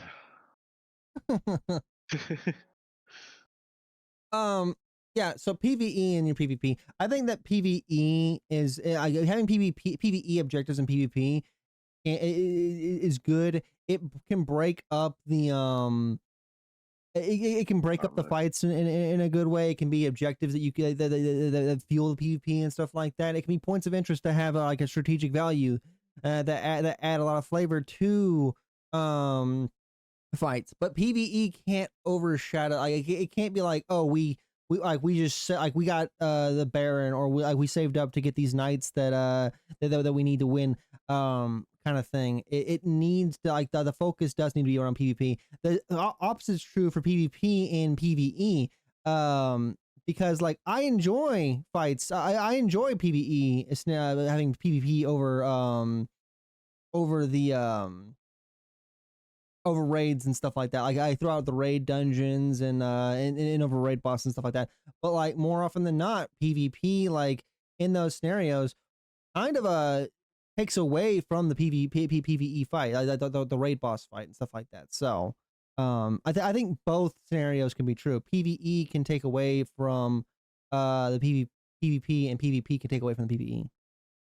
Yeah, I think and I spoke on this on Jamie's stream yesterday. I am all for, especially as a PvPer, I'm all for having more PvE, like having PvE as an element in it. I just like when games do a builder system versus a gathering system. Collect materials to build the walls, to rebuild the broken fortification, because they've had the catapult control of the catapult for so long, and we finally got taken rights to the catapult back, but we need fortifications built up around to be rebuilt while we're holding this keep or whatever. I like a builder system versus a gathering system because more often than not, and you've seen this a lot in New World's what is it, Outpost Rush. In early New World, Outpost Rush had little gimmicks that you could do that it was like Yokai said, like, this is a PvP arena, but the meta is go off into a little corner world, don't get contested by anyone, and just farm to your heart's content, and at the last second dump all those materials in, and after the group that's been fighting and pushing and pulling and winning battles and playing their strategy right, they just end up losing at the last moment because somebody's been off in the side of the world uncontested, gathering and hoarding those materials. So it really feels bad when you like there's nothing wrong with the influences. It just really feels bad when like the meta for a PvP event is to PvE, and conversely for or adversely for the same thing for a PvE event. I'm doing a raid, and we've seen that in certain games where it's like, yeah, there's PvE in this raid, but the meta is to just leave only 5 people on the boss, and they do enough damage to sufficiently kill it without or hold it long enough, and then everybody else just goes out and just PvPs, and the only time the PvPers come back is to hit the boss until the next round of PvPers coming in. So definitely like I definitely like I said, that builder system versus that gathering system.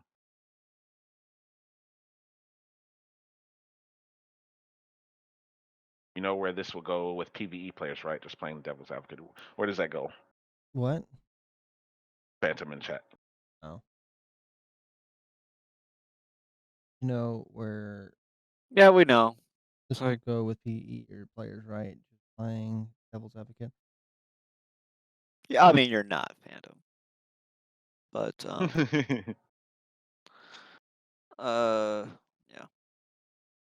I don't know. I feel like that. I kind of just think that's kind of just playing with buzzwords.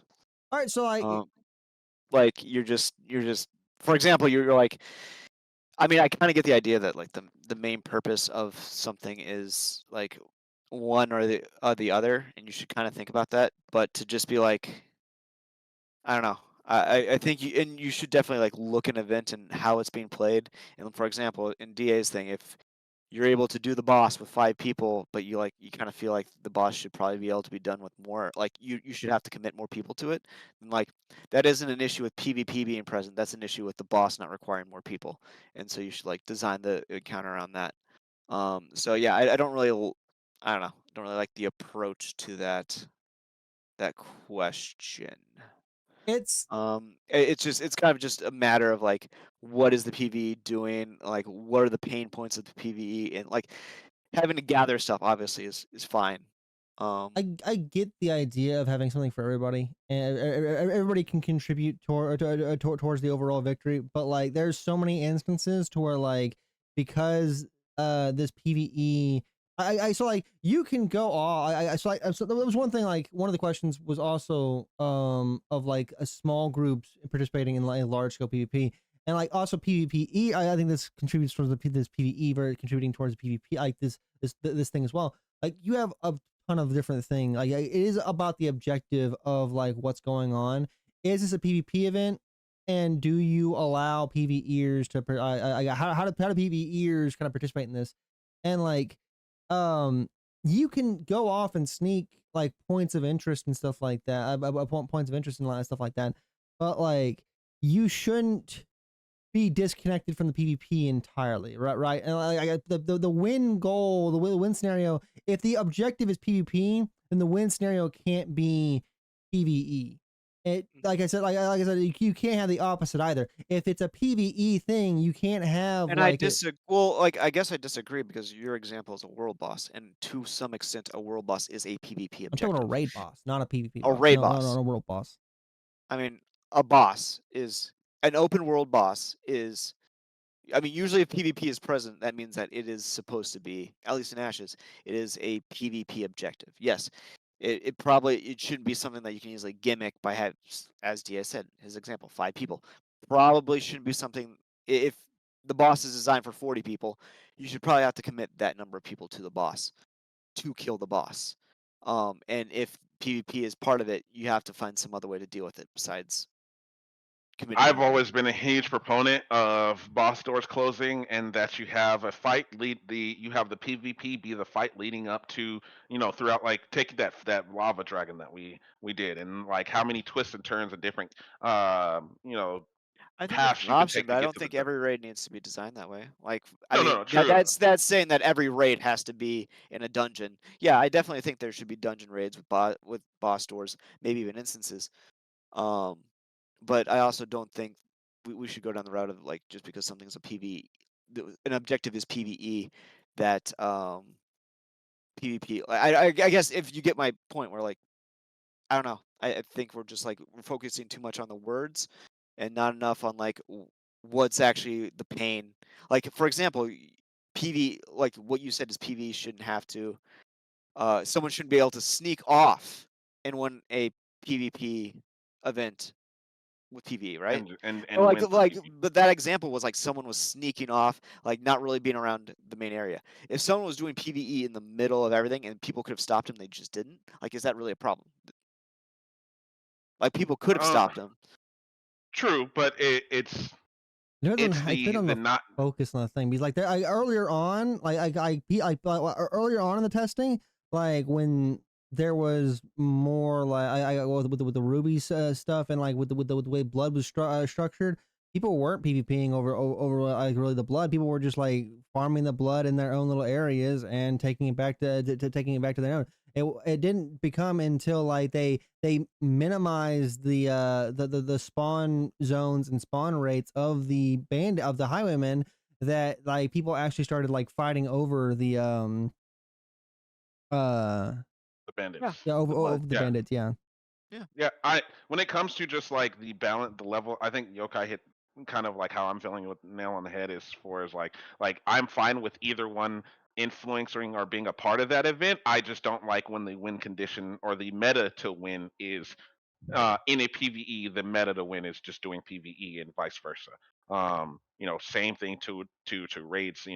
I don't want the kind of meta to just be running there, wait till the boss is at 5%, and then dick the other group down, take control of the boss, and you win, right? I would like to see, like, one of the things, like I said, I like the idea of boss rooms closing off. I like the idea of the PvP being the lead up to the boss room, and if you kind of control that area, or you control um you control that the lead up to it, like obviously have the reset, and like I said, using that thunder, the lava dragon is just like the perfect example for me from Alpha 1. Is throughout that, have multiple places that lead to the boss.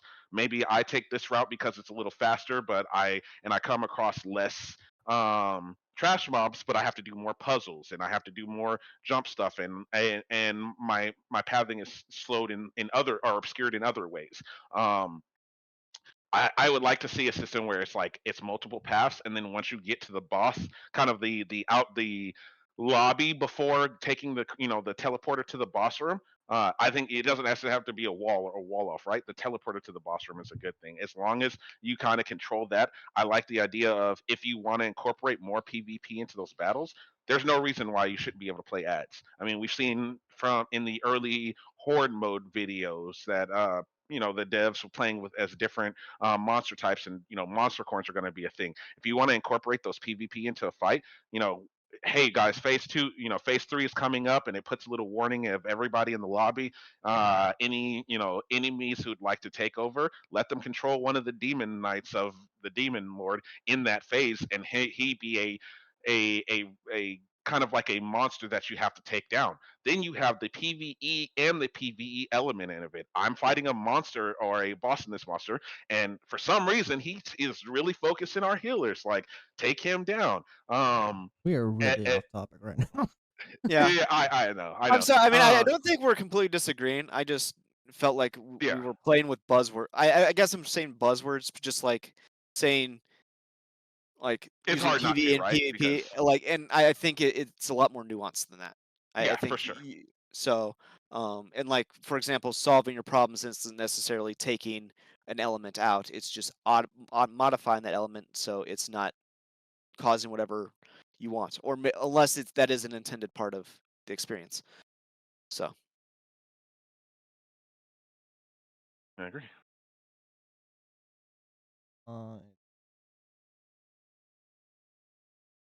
I think we've already gone excited about some concerns for the most part. What do you believe the perfect balance between did that one? What are your idea examples when it comes to mass player battles and objectives oriented or best fits for small teams? That's what I was talking about earlier. Yeah, so small teams inside large scale PvP. I think there's tons of like examples. I think there's tons of things that small teams can 100% do when it comes to like large scale fights. It's not just like, oh, this large. Your small like little friend group can still participate inside a larger scale war. You can do scouting, you can do interference, you can be annoyance, you can do back capping, you can do like inside the Conqueror's Blade too. Siege weapon protection. Siege weapon protection, right? Stuff like that. Like your small group can be like, as the main forces attacking the main gate, you can go through the sewer system or like throw up ladders to climb the walls and try to open the gates and stuff like that. There's so many things that small groups can do. Or like little hit squads too. Like, hey, you're going in the back and like, or like roaming the field and hitting, killing people that are just like out of place and out of positions and stuff like that. Like, there's so many things that small groups can do in large scope PvP. Yeah, I think that's one of the things that like was like after playing New World Alpha and then them gutting it before lunch. Like, we had a whole team dedicated to just siege weapons. Protect if you're on attackers, protecting them. On if you're on defenders, making sure all of them are manned. And once they kind of gutted siege weapons, they became it all became useless, right? It's just a everybody dog on the 3 points and then push the last point. It's a Call of Duty domination at that point. And I think that's where like small teams are going to excel is like the defense of those siege weapons, the like you said, in Conqueror's Blade, where you can kind of push the sewers that wraps around to, not the big gate inside, but like, hey, we're fighting at these main gates and we're hitting them with our trebuchets. But, a small group got in and they, hit the little lever, and now one of the main gates is open for, 45, a minute, 2 minutes, whatever. It can be a temporary thing, and then it goes back down, something like that. I do like things like that, and I think those are where small groups are going to really thrive and shine. Also, another thing that really small groups really excelled at, especially in the Alpha One, was just their the sieges, right? The capture points. We had groups of like maybe I think 10 people running to the outside of the different capture points within Alpha One to attack the attacker capture points to lower their respawn times. So I think those are where those really small groups are just really going to shine throughout. And as long as you kind of expand on, different capture points, different objectives that are necessary for both attackers and defenders. Not maybe so much the dragons, but those points that increase the respawn or decrease the respawn time for attackers and defenders. I think those are really good. Action, you got anything to add to that?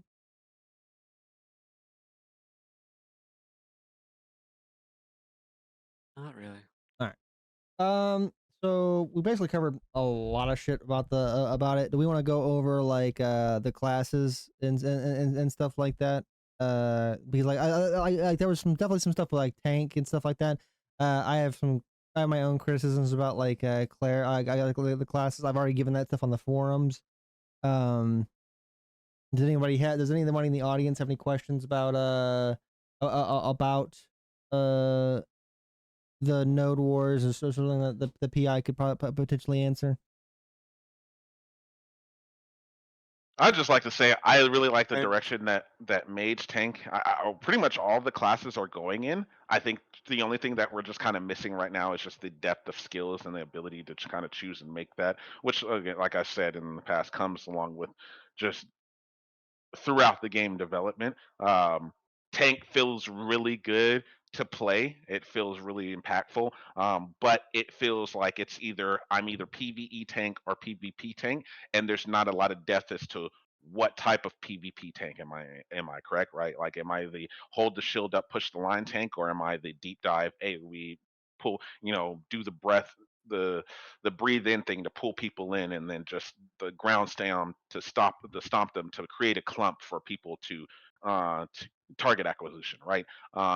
I think that's just kind of where it's missing. But we're in a space where we only can get to level 15, and the abilities are like a little bit limited on what we can choose from. So that's just a natural part of where they're at in development. I think the mage tree from playing a mage is also headed in the right direction as far as like the whole branch out system and kind of picking how you want to build that mage.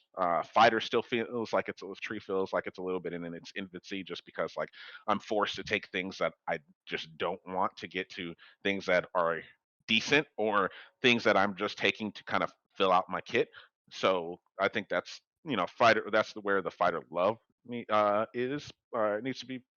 That's where the fighter needs a little bit more love. But like I've said in the past, like the cadence of the combat and the just how it feels like playing those classes and going into that large scale already feels fun at a base level. And so I'm really excited to see where they take it going forward. Stackerson? I mean, I just played fighter.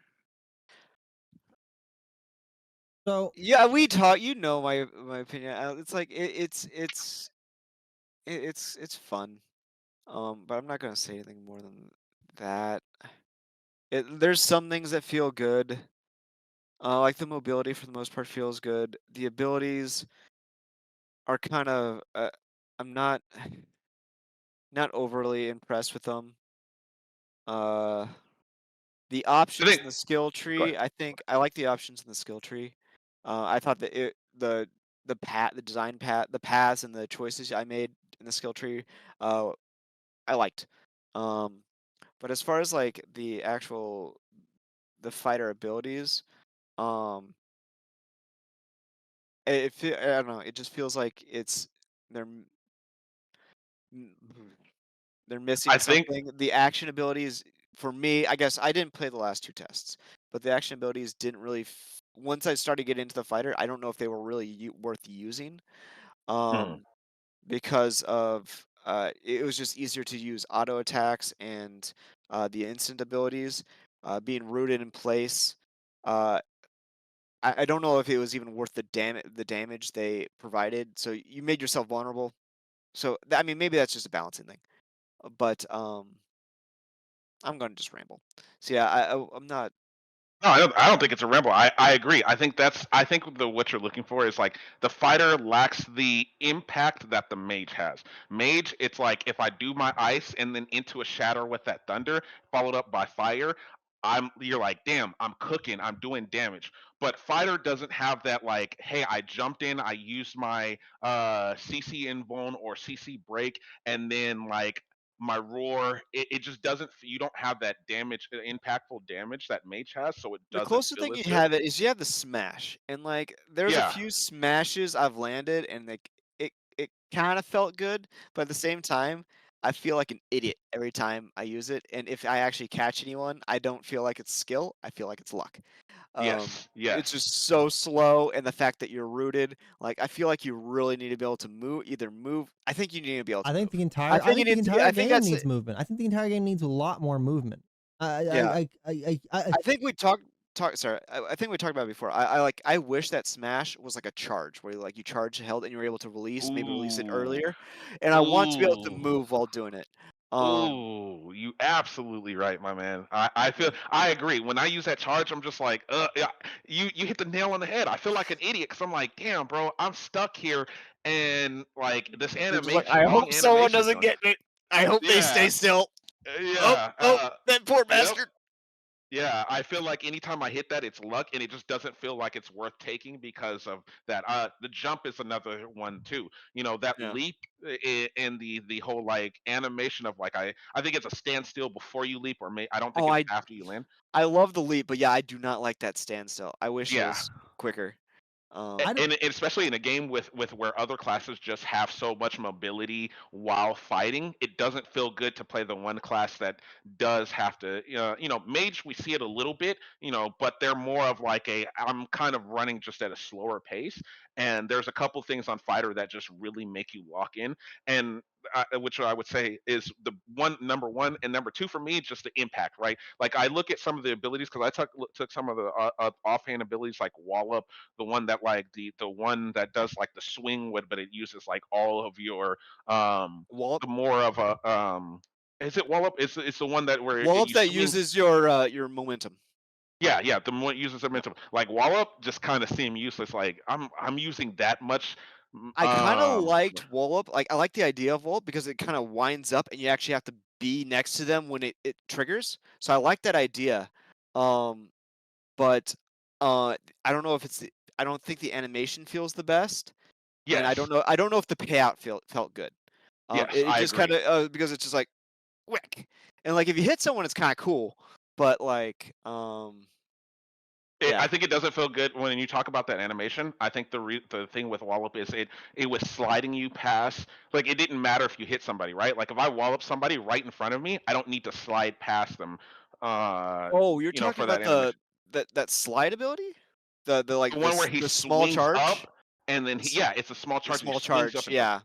Oh, Um, yes, yes, okay, that's not yeah, Wallop was the other one that uses your momentum, that is, like, to the left of you go up and The left. Up tree. Okay, yeah. So Wallop didn't feel impactful for the amount of like resource that I was using, and just for what like I feel like if I'm max resource or like 90% resource, like it should chunk somebody like that thunder. And I think that's where where I said like the completing a successful combo or like doing a successful like chain on someone just doesn't feel as impactful as it does on that mage. When you hit that shatter with the lightning, it feels impactful. You see that they lose almost damn near like a quarter of their health bar, one of those a full bar. But like everything on fighter, if I unload, that guy is maybe at 75. Like he's maybe lost 1 bar. Two if I'm very very lucky, but with other classes being so mobile, that luck is very very thin. I think the entire game needs more mobile. It's like a game that like who with Mage like they want to put an emphasis on like, oh, you're moving while casting your abilities and stuff like that. Whereas like no one really else gets that gets that kind of like love and stuff like that. Like the entire game there's so much CC and like your skills. For a game that's like wants to like say like, oh, we have a lot of like mobility and like toast and stuff. Like they want to take that mobility away from you. So I mean, it's a balance thing because I mean, they're obviously taking the ability, the mobility away to try to add some feeling of because the root Impactfulness or like the yeah, it yeah. adds that root motion impact. But yeah, it just in its current iteration, and maybe it's just number balancing. I mean, it's a hard thing because you also don't want like warriors just destroying people because of the damage payout you have to give them for that root motion. But it's also I don't know. Didn't feel the best. Warriors like you guys said, Fighters, I'm sorry. fighters like they're they've been kind of like nerfed a little bit. Like if you watch the stream, you kind of got to get an idea for their kit. Like if you watch the warrior show, like the fighter showcase kind of thing, you kind of get their kit and stuff like that. But like they're like actually playing it. Like the DA and Stackerson are way better like judges of like what's going on with that. Tank, I agree with DA. Tank and Mage. I love the direction they're going with it, but like I still think there's a lot there's a lot of idea. Like all the classes still need to discover their identity and stuff like that. I don't like most of the identity skills. Like they need to discover like their actual class identity, not just the mechanics and stuff like that. But then like Tank's seen a lot of changes to the tank wall. You have this version you saw wasn't the tank wall that we got for most of the tests. The tank wall was this big lion shield that you could either choose to make wider or taller or see-through based on like the skill choice you decide you want to make. And like I was saying, like it has like you have the Aegis shield that you kind of like put up, and it puts, and I make the comparison that it feels a lot like you're playing a mix between like a May and a Reinhardt with a little bit of that Warhammer 40, the Warhammer Online the tank where you're aggroing your aggro it takes an effect in PvP where you're diminishing like what people can do outside of just attacking your tank. Cleric. Some people like one of the devs says it's strong. I agree with I agree that it's probably strong. Like it's strong. You're like you have a lot of sustainability. You're like the second like most tanky class there is outside of tank itself. And you do pretty fairly good damage and stuff like that. You fulfill a role because of heals and revives and stuff like that. But overall, I think the class itself is boring. You don't really like your only movement skill is the wings skill that pushes you forward towards a person. I think the class needs a lot of mobility. In the past, I think it has some utility in its kit. I think it could use a little bit more utility playing off like shields and stuff like that. Maybe some aura effects. Maybe you have some aura skills. With like in the past, we had talked about how it's the master of life and death thing, and you only see radiant damage and healing in its kit. There's no necrotic, and I would love to see some necrotic damage and some stuff like that. Bring back the idea of it's the master of life and death class. And then its class ability, its class mechanic ability, the fucking divine power is boring as shit. You have two options with it. You can either take away the I take away the cooldowns, or you can use it instead of mana. And I think everyone that was playing cleric agreed that the using your divine power instead of mana was the clear and obvious choice to go with. And even then, it's boring. It's not a great class mechanic. I'll say that about fighter. I do love the fighter class mechanic plus the stances. I feel like I need to give them credit for that one. I really like how the idea behind that. especially when you Gun- combine the idea of wallop and the other ability, the slide ability that DDA was talking about. Momentum and the Warriors' momentum and like its stances is like my favorite iteration of like a class mechanic. Like it's about the only, like maybe mage and how its elemental stacking works is like my second favorite. But like all the other class mechanics with like the rangers, hunts, and marks, I hate that shit. The clerics, divine power. I like the idea of where it's going. Like this option, the secondary resource kind of thing. Your But bot's being really mean to Planendorf. is he? I don't mean it to be. Also, Planendorf, yeah, I think one thing fighters, I think, figured out, DA, I don't know, I didn't play the last 2 tests, but I think we're figuring out that you go all the instant abilities, and you kinda, that's how you grind people down. Yeah, so You go, one of the like, things passive that and instance. yeah, I know 4 emotes. Man is preferred over instant. I'm Cast getting among more. PI. Oh, Yeah, so kind of to what Planendorf was saying about the fighter. And what you brought the stance thing up, like currently what I was saying earlier about the skills and how you get to them. Right now I can't stance because of the how many skills I have available, so I basically have to hard choose one, and which stance I choose kind of dictates what abilities that I'm taking because of where they're placed on the sheet. Which I um don't hate, actually. I mean, I kinda liked the choice. I don't I don't know, maybe they could move the stance down. Um, I like the idea of stance dancing based on what I'm well, because doing, you so always I would have the attack speed stance, but you choose between, like, the movement speed and what's on the other side? Is it the or tenacity or CC resist? yeah, I think it's CC resist. Okay. I kinda like that choice. But you choose either, like, CC resist, so you have CC resist or attack speed. I mean, you can stance between CC resist and attack speed, or CC, or you can stance between, um, movement speed and attack speed.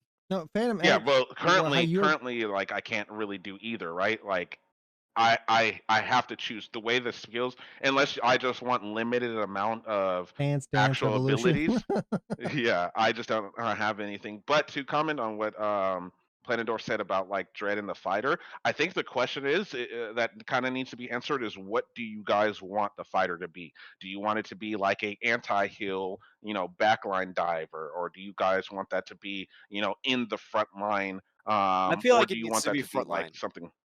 Yeah, The rogue is the backline diver. I think the fighter needs to be that No, front line. You charge in, you start playing with your abilities, you're having a good time. I think this is why I think you can probably potentially build it for both with that build diversity Oh kind of yeah. thing. Yeah. And but this is about like commenting on that kind of thing where like I think all the classes still have like a lot of like discovering to do with like their class identity kind of thing and what they want the classes to be and do, because like Ranger feels kind of like it's kind of like Ranger has great mobility and like I think it was kind of nerfed in terms of damage, like just like the fighter kind of was. But it has a bunch of like it has invisibility, it has a bunch of buffs in it, and it has buffs in its kit and stuff like that. Like it has man.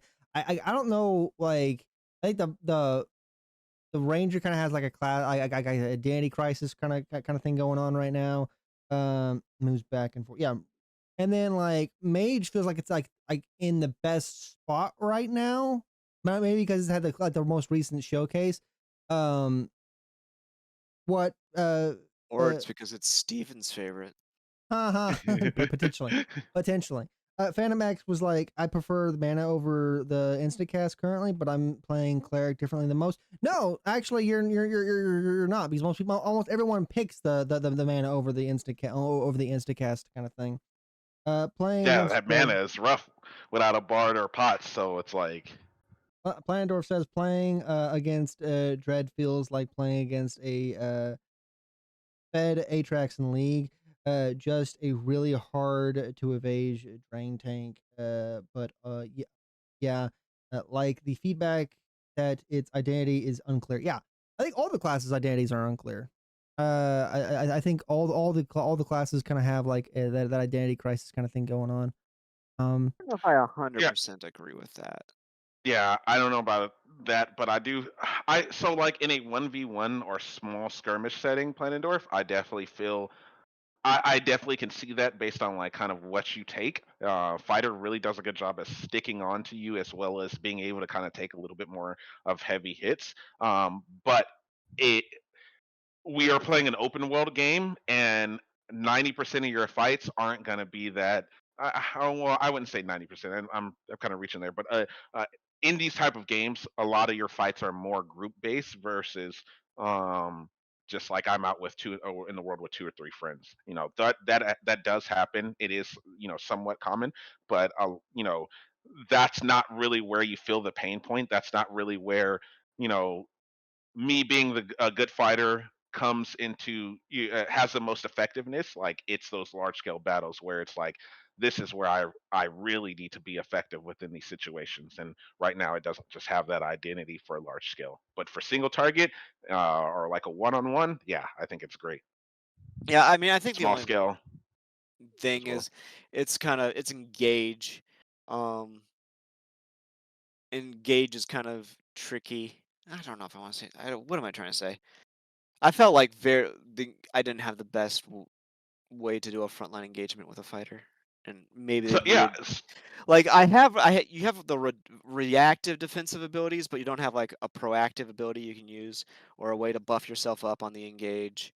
I mean, I guess you can leap in, but I always wanted to save my leap for the leap out. Pandora the says, exit, yeah. So sorry, I don't want to take over the conversation, but I'd love to hear where the line it is for y'all between build diversity and weak identity.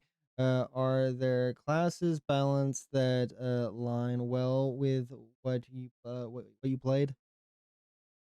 Are there classes balance are there classes balancing that line well with what you played?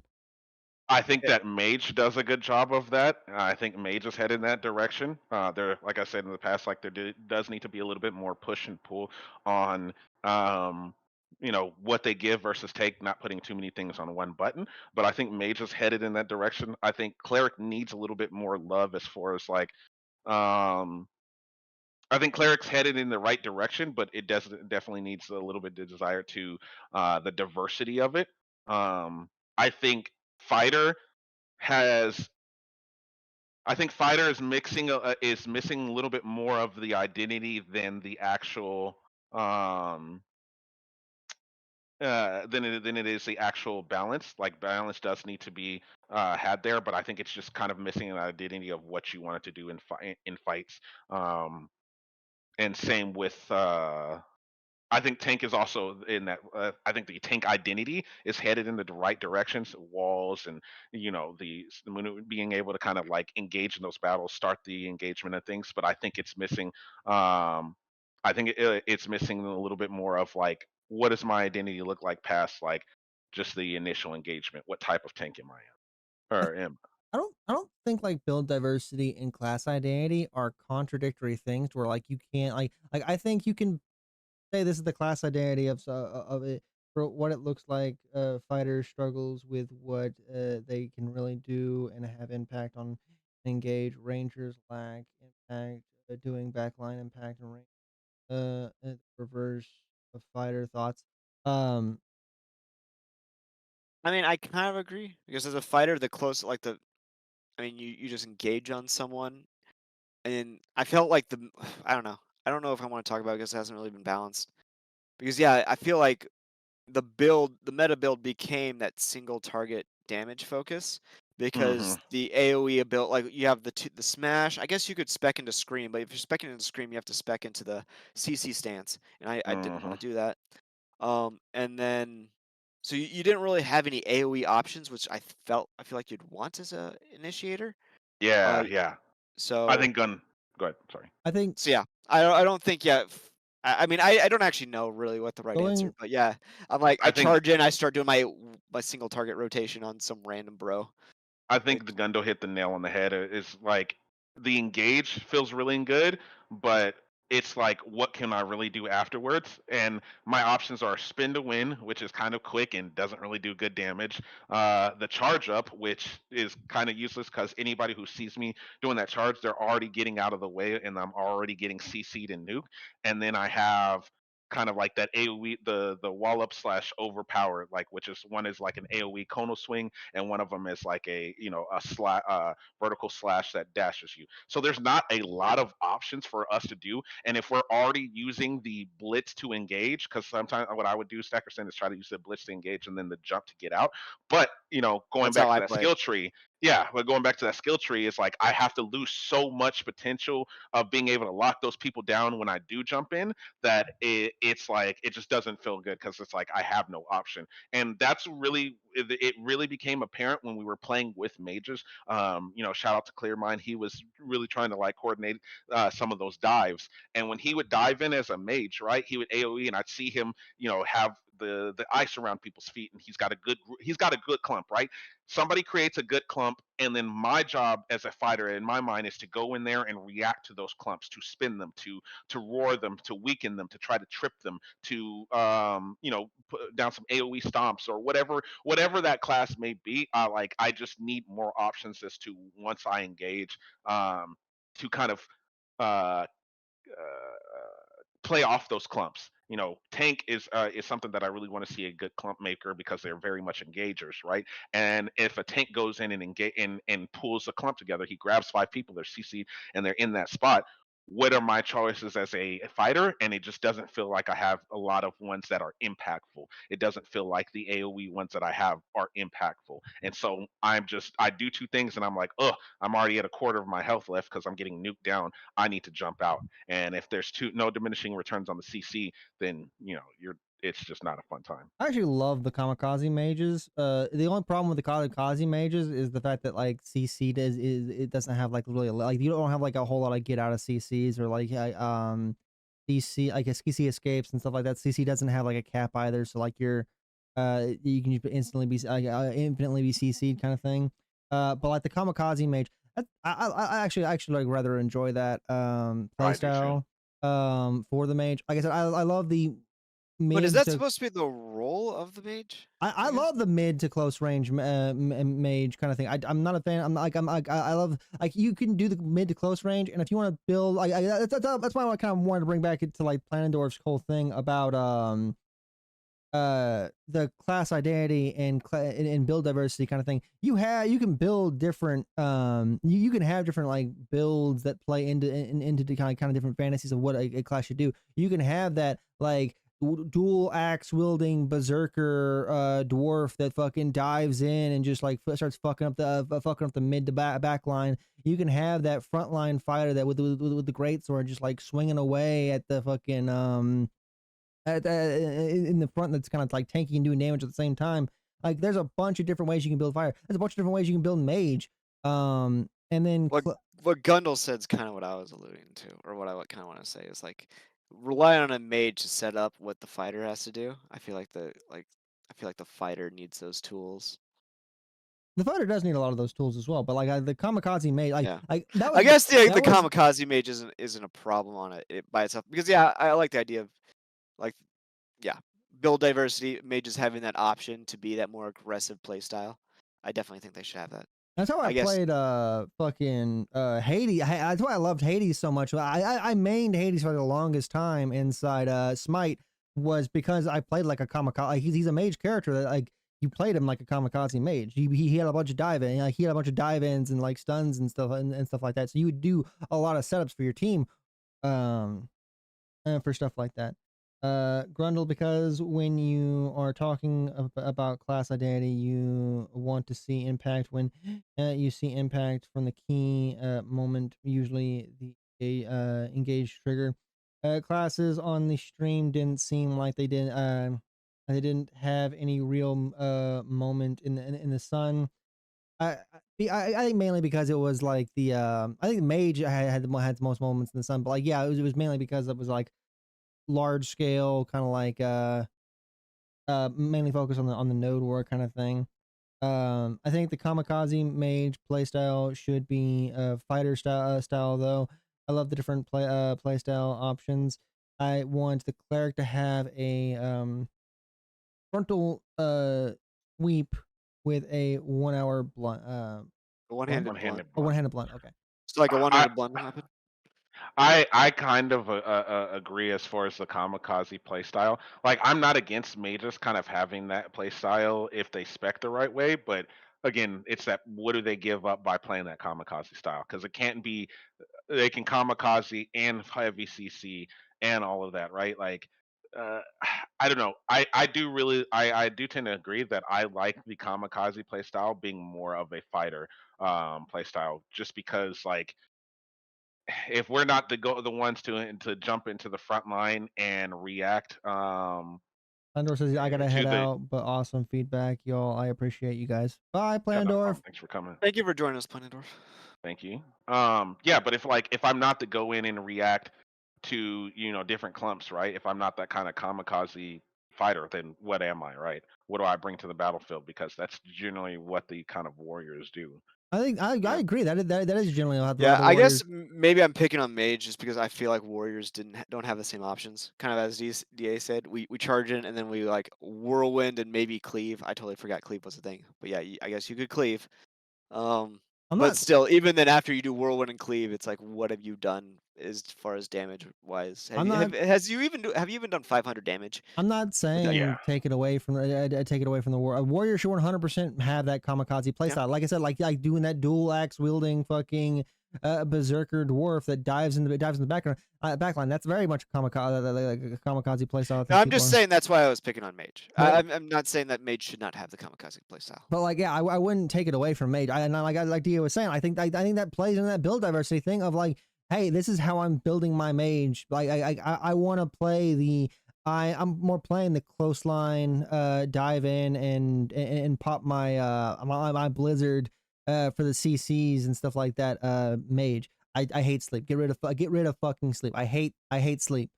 It doesn't make true, any bro. There's a fucking. couple. It doesn't make any fucking sense for on the Mage's kit, and it's too damn long.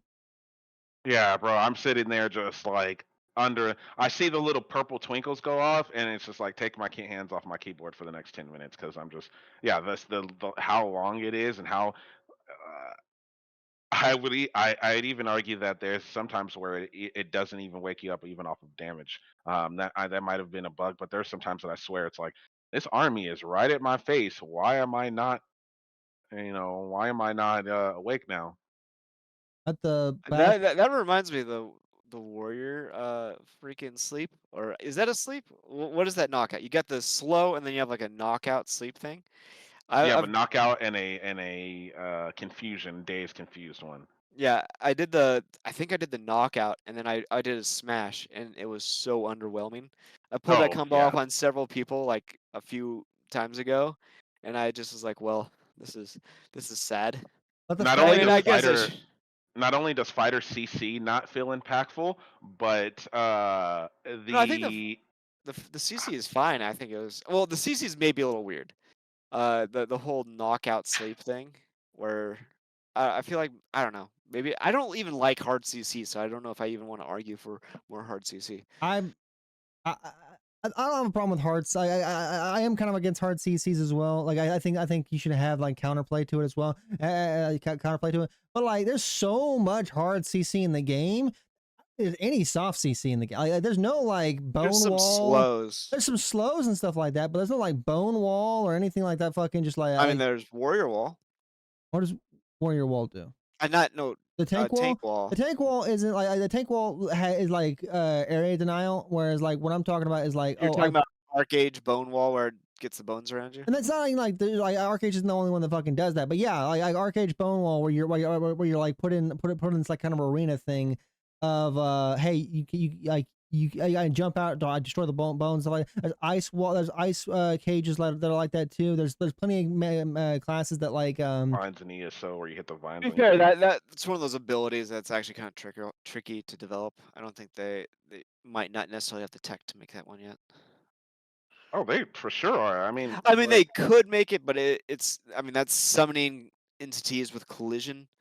Or I guess they do that with the wall, so it'd just be the They same do that- as- yeah, But you they do also that have in to be able to ESO. destroy it. You also have to be able to destroy it, which that's. you can have jumps that- and leaps and escapes. You don't 100% have to be able to destroy it. There's plenty of games where you're like, oh, Odin in Smite puts down this the fucking spears, the spear arena thing, the trap people in there, and like he can like you can initiate like 1v1 fights if you're more like a 1v1 class, like by putting people in these like soft CC little arenas, or like cut them off from their allies and shit like that. Like I cut off their escapes and shit. I'm gonna read what Plandorf was, well, not what Plandorf, but Gundel was saying. Let fighters be the backline disruptors and let them blade storm and cause chaos in AoE scenarios. Let rangers and mages do damage from behind using disruption and take key targets. I think that's too simple. I disagree with you on that. I do like having like a build diversity where I can choose to do like different kinds of things. I don't like pigeonholing classes into like that kind of that kind of play style. I think Arcade is a good example of this, where like you have a bunch of playstyle. Like Revenant is like your mage that goes into the black back line and does like CCs and like does damage. Like they do a bunch of initiation type stuff. To be fair, I also wouldn't want a system like Arcade where you have classes that need to just completely dedicate all their skills to those like CC/counter CC skills. Basically, the tank role in Arcade. Oh, you talking about the Oromancy? Yeah, where you just go like three. You don't have any actual offensive combat abilities. You just have all. Oh yeah, Arcade's system. I went a little too far. I mean, that's into their it. system. Like you had. But Like if you were a healer, you were like that's all you did. Like you were a healer. Like you didn't really like have anything in terms of like you weren't really a damage dealer or anything like that. If you were trying to do damage and healing, you kind of nerfed your build. You got build a little bit. I like. Go ahead. No, you can go ahead. I was just gonna say I really liked how like in Arcade fighters just had trip, right? I kind of tend to agree with McStackerson on a lot of the hard CCs, but like for me, I just really they didn't seem effective because all the CCs were single target CC, and I'm jumping in a crowd of people, bro. So it's like I've got nothing here to keep these people here. yeah, you need like at least like an AoE slow. I don't know. Also, At the same time, like part of me is fine with them not giving us CCs, but like we just need to be able to land our abilities. Like yeah. Another thing that I didn't like is the fighters only one CC break is an ability that I also use the kind of like the overpower or berserker mode. I can't think of the name of it, but essentially like Berserk? you can yeah, it's like it's the berserk ability that if I use it, it consumes my resource, breaks any CC that I have, as well as it makes me immune to CC. I don't like my CC immunity / CC break to be on my resource drain ability, because it's just like I mean, how many fights are you engaging with full resources, right? 90% of these time, 90% of the time that you're engaging on a fight, you're you're trying to build up that resource. So like to put my CC break on that just doesn't feel good, because it's like now I've got to use this ability to break out a CC, and now that I've built up that momentum and want to use that kind of berserk ability, it's off cooldown because I just used it for my CC. That was one of the things that I found really frustrating, is just having that. Okay, so we have been going for about 2 hours now. I do want to like comment. Yeah, we've definitely gone over 2 hours. we're over 2 hours now. Not bad. Typhoons from WoW or the Rush gives clerics and stuff like that. Yeah. So All yeah, right, so, display a bit some displace abilities. Yeah. That'd be nice. Some pushes. So yeah, we've been going for 2 hours now, and love everyone came to talk with us and stuff like that. A lot of good conversation what happened today. But we're gonna end it here. We'll be back next week. Like I said, next week, hopefully, I'm already in talks with Phantom X and stuff like that. Well, hopefully next week we have the Lore Forge crew on and having some conversations with them. Theory Forge. Yeah, Theory Forge. Sorry, not Lore Forge. I see. I told you I was gonna fuck it up. Theory Make Forge sure I is was the ones right. Make that sure I was right, because maybe I'm wrong. No, it is the lore one is the guys that do the lore. So it's like Jibs and It's yeah. Cash and Sunny. I'm sorry, Phantom X. I'm sorry. But Look, yeah, okay, you just gotta be. You have to watch everybody's stream so you can know I them. do Man. watch everyone's stream. I'm just bad with names. Yeah, just like.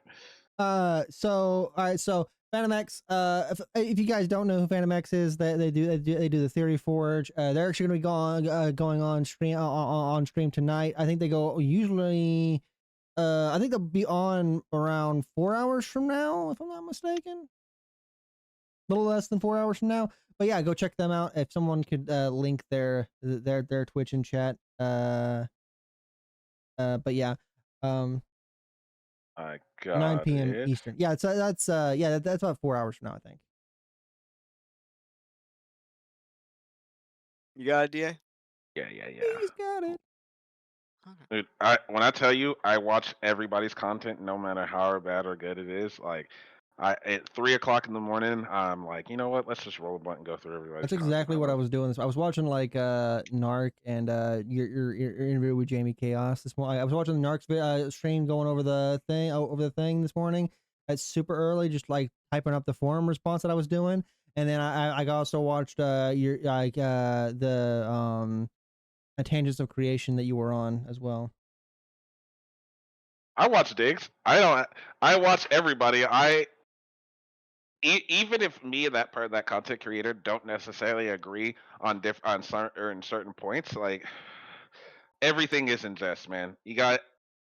We can joke about just not agreeing on Always something lurking. and still, excuse me, and still just be cordial, have a good time. Like, I watch everybody's content. I mean, the Theory Forge, I think you guys have very good production quality. I love your guys' intro, and yeah, I'm between you guys, Lore Forge, Dr. Burns. I watch everybody. So yeah, just not to keep everybody here any longer. So yeah, we're gonna go ahead and skedaddle for today, but we will be back next week. Thank you, DA. Thank you, Stackerson, for coming on today. And thank everyone for showing up. Bye. See you later, guys. Yeah. Thanks for coming. Thanks.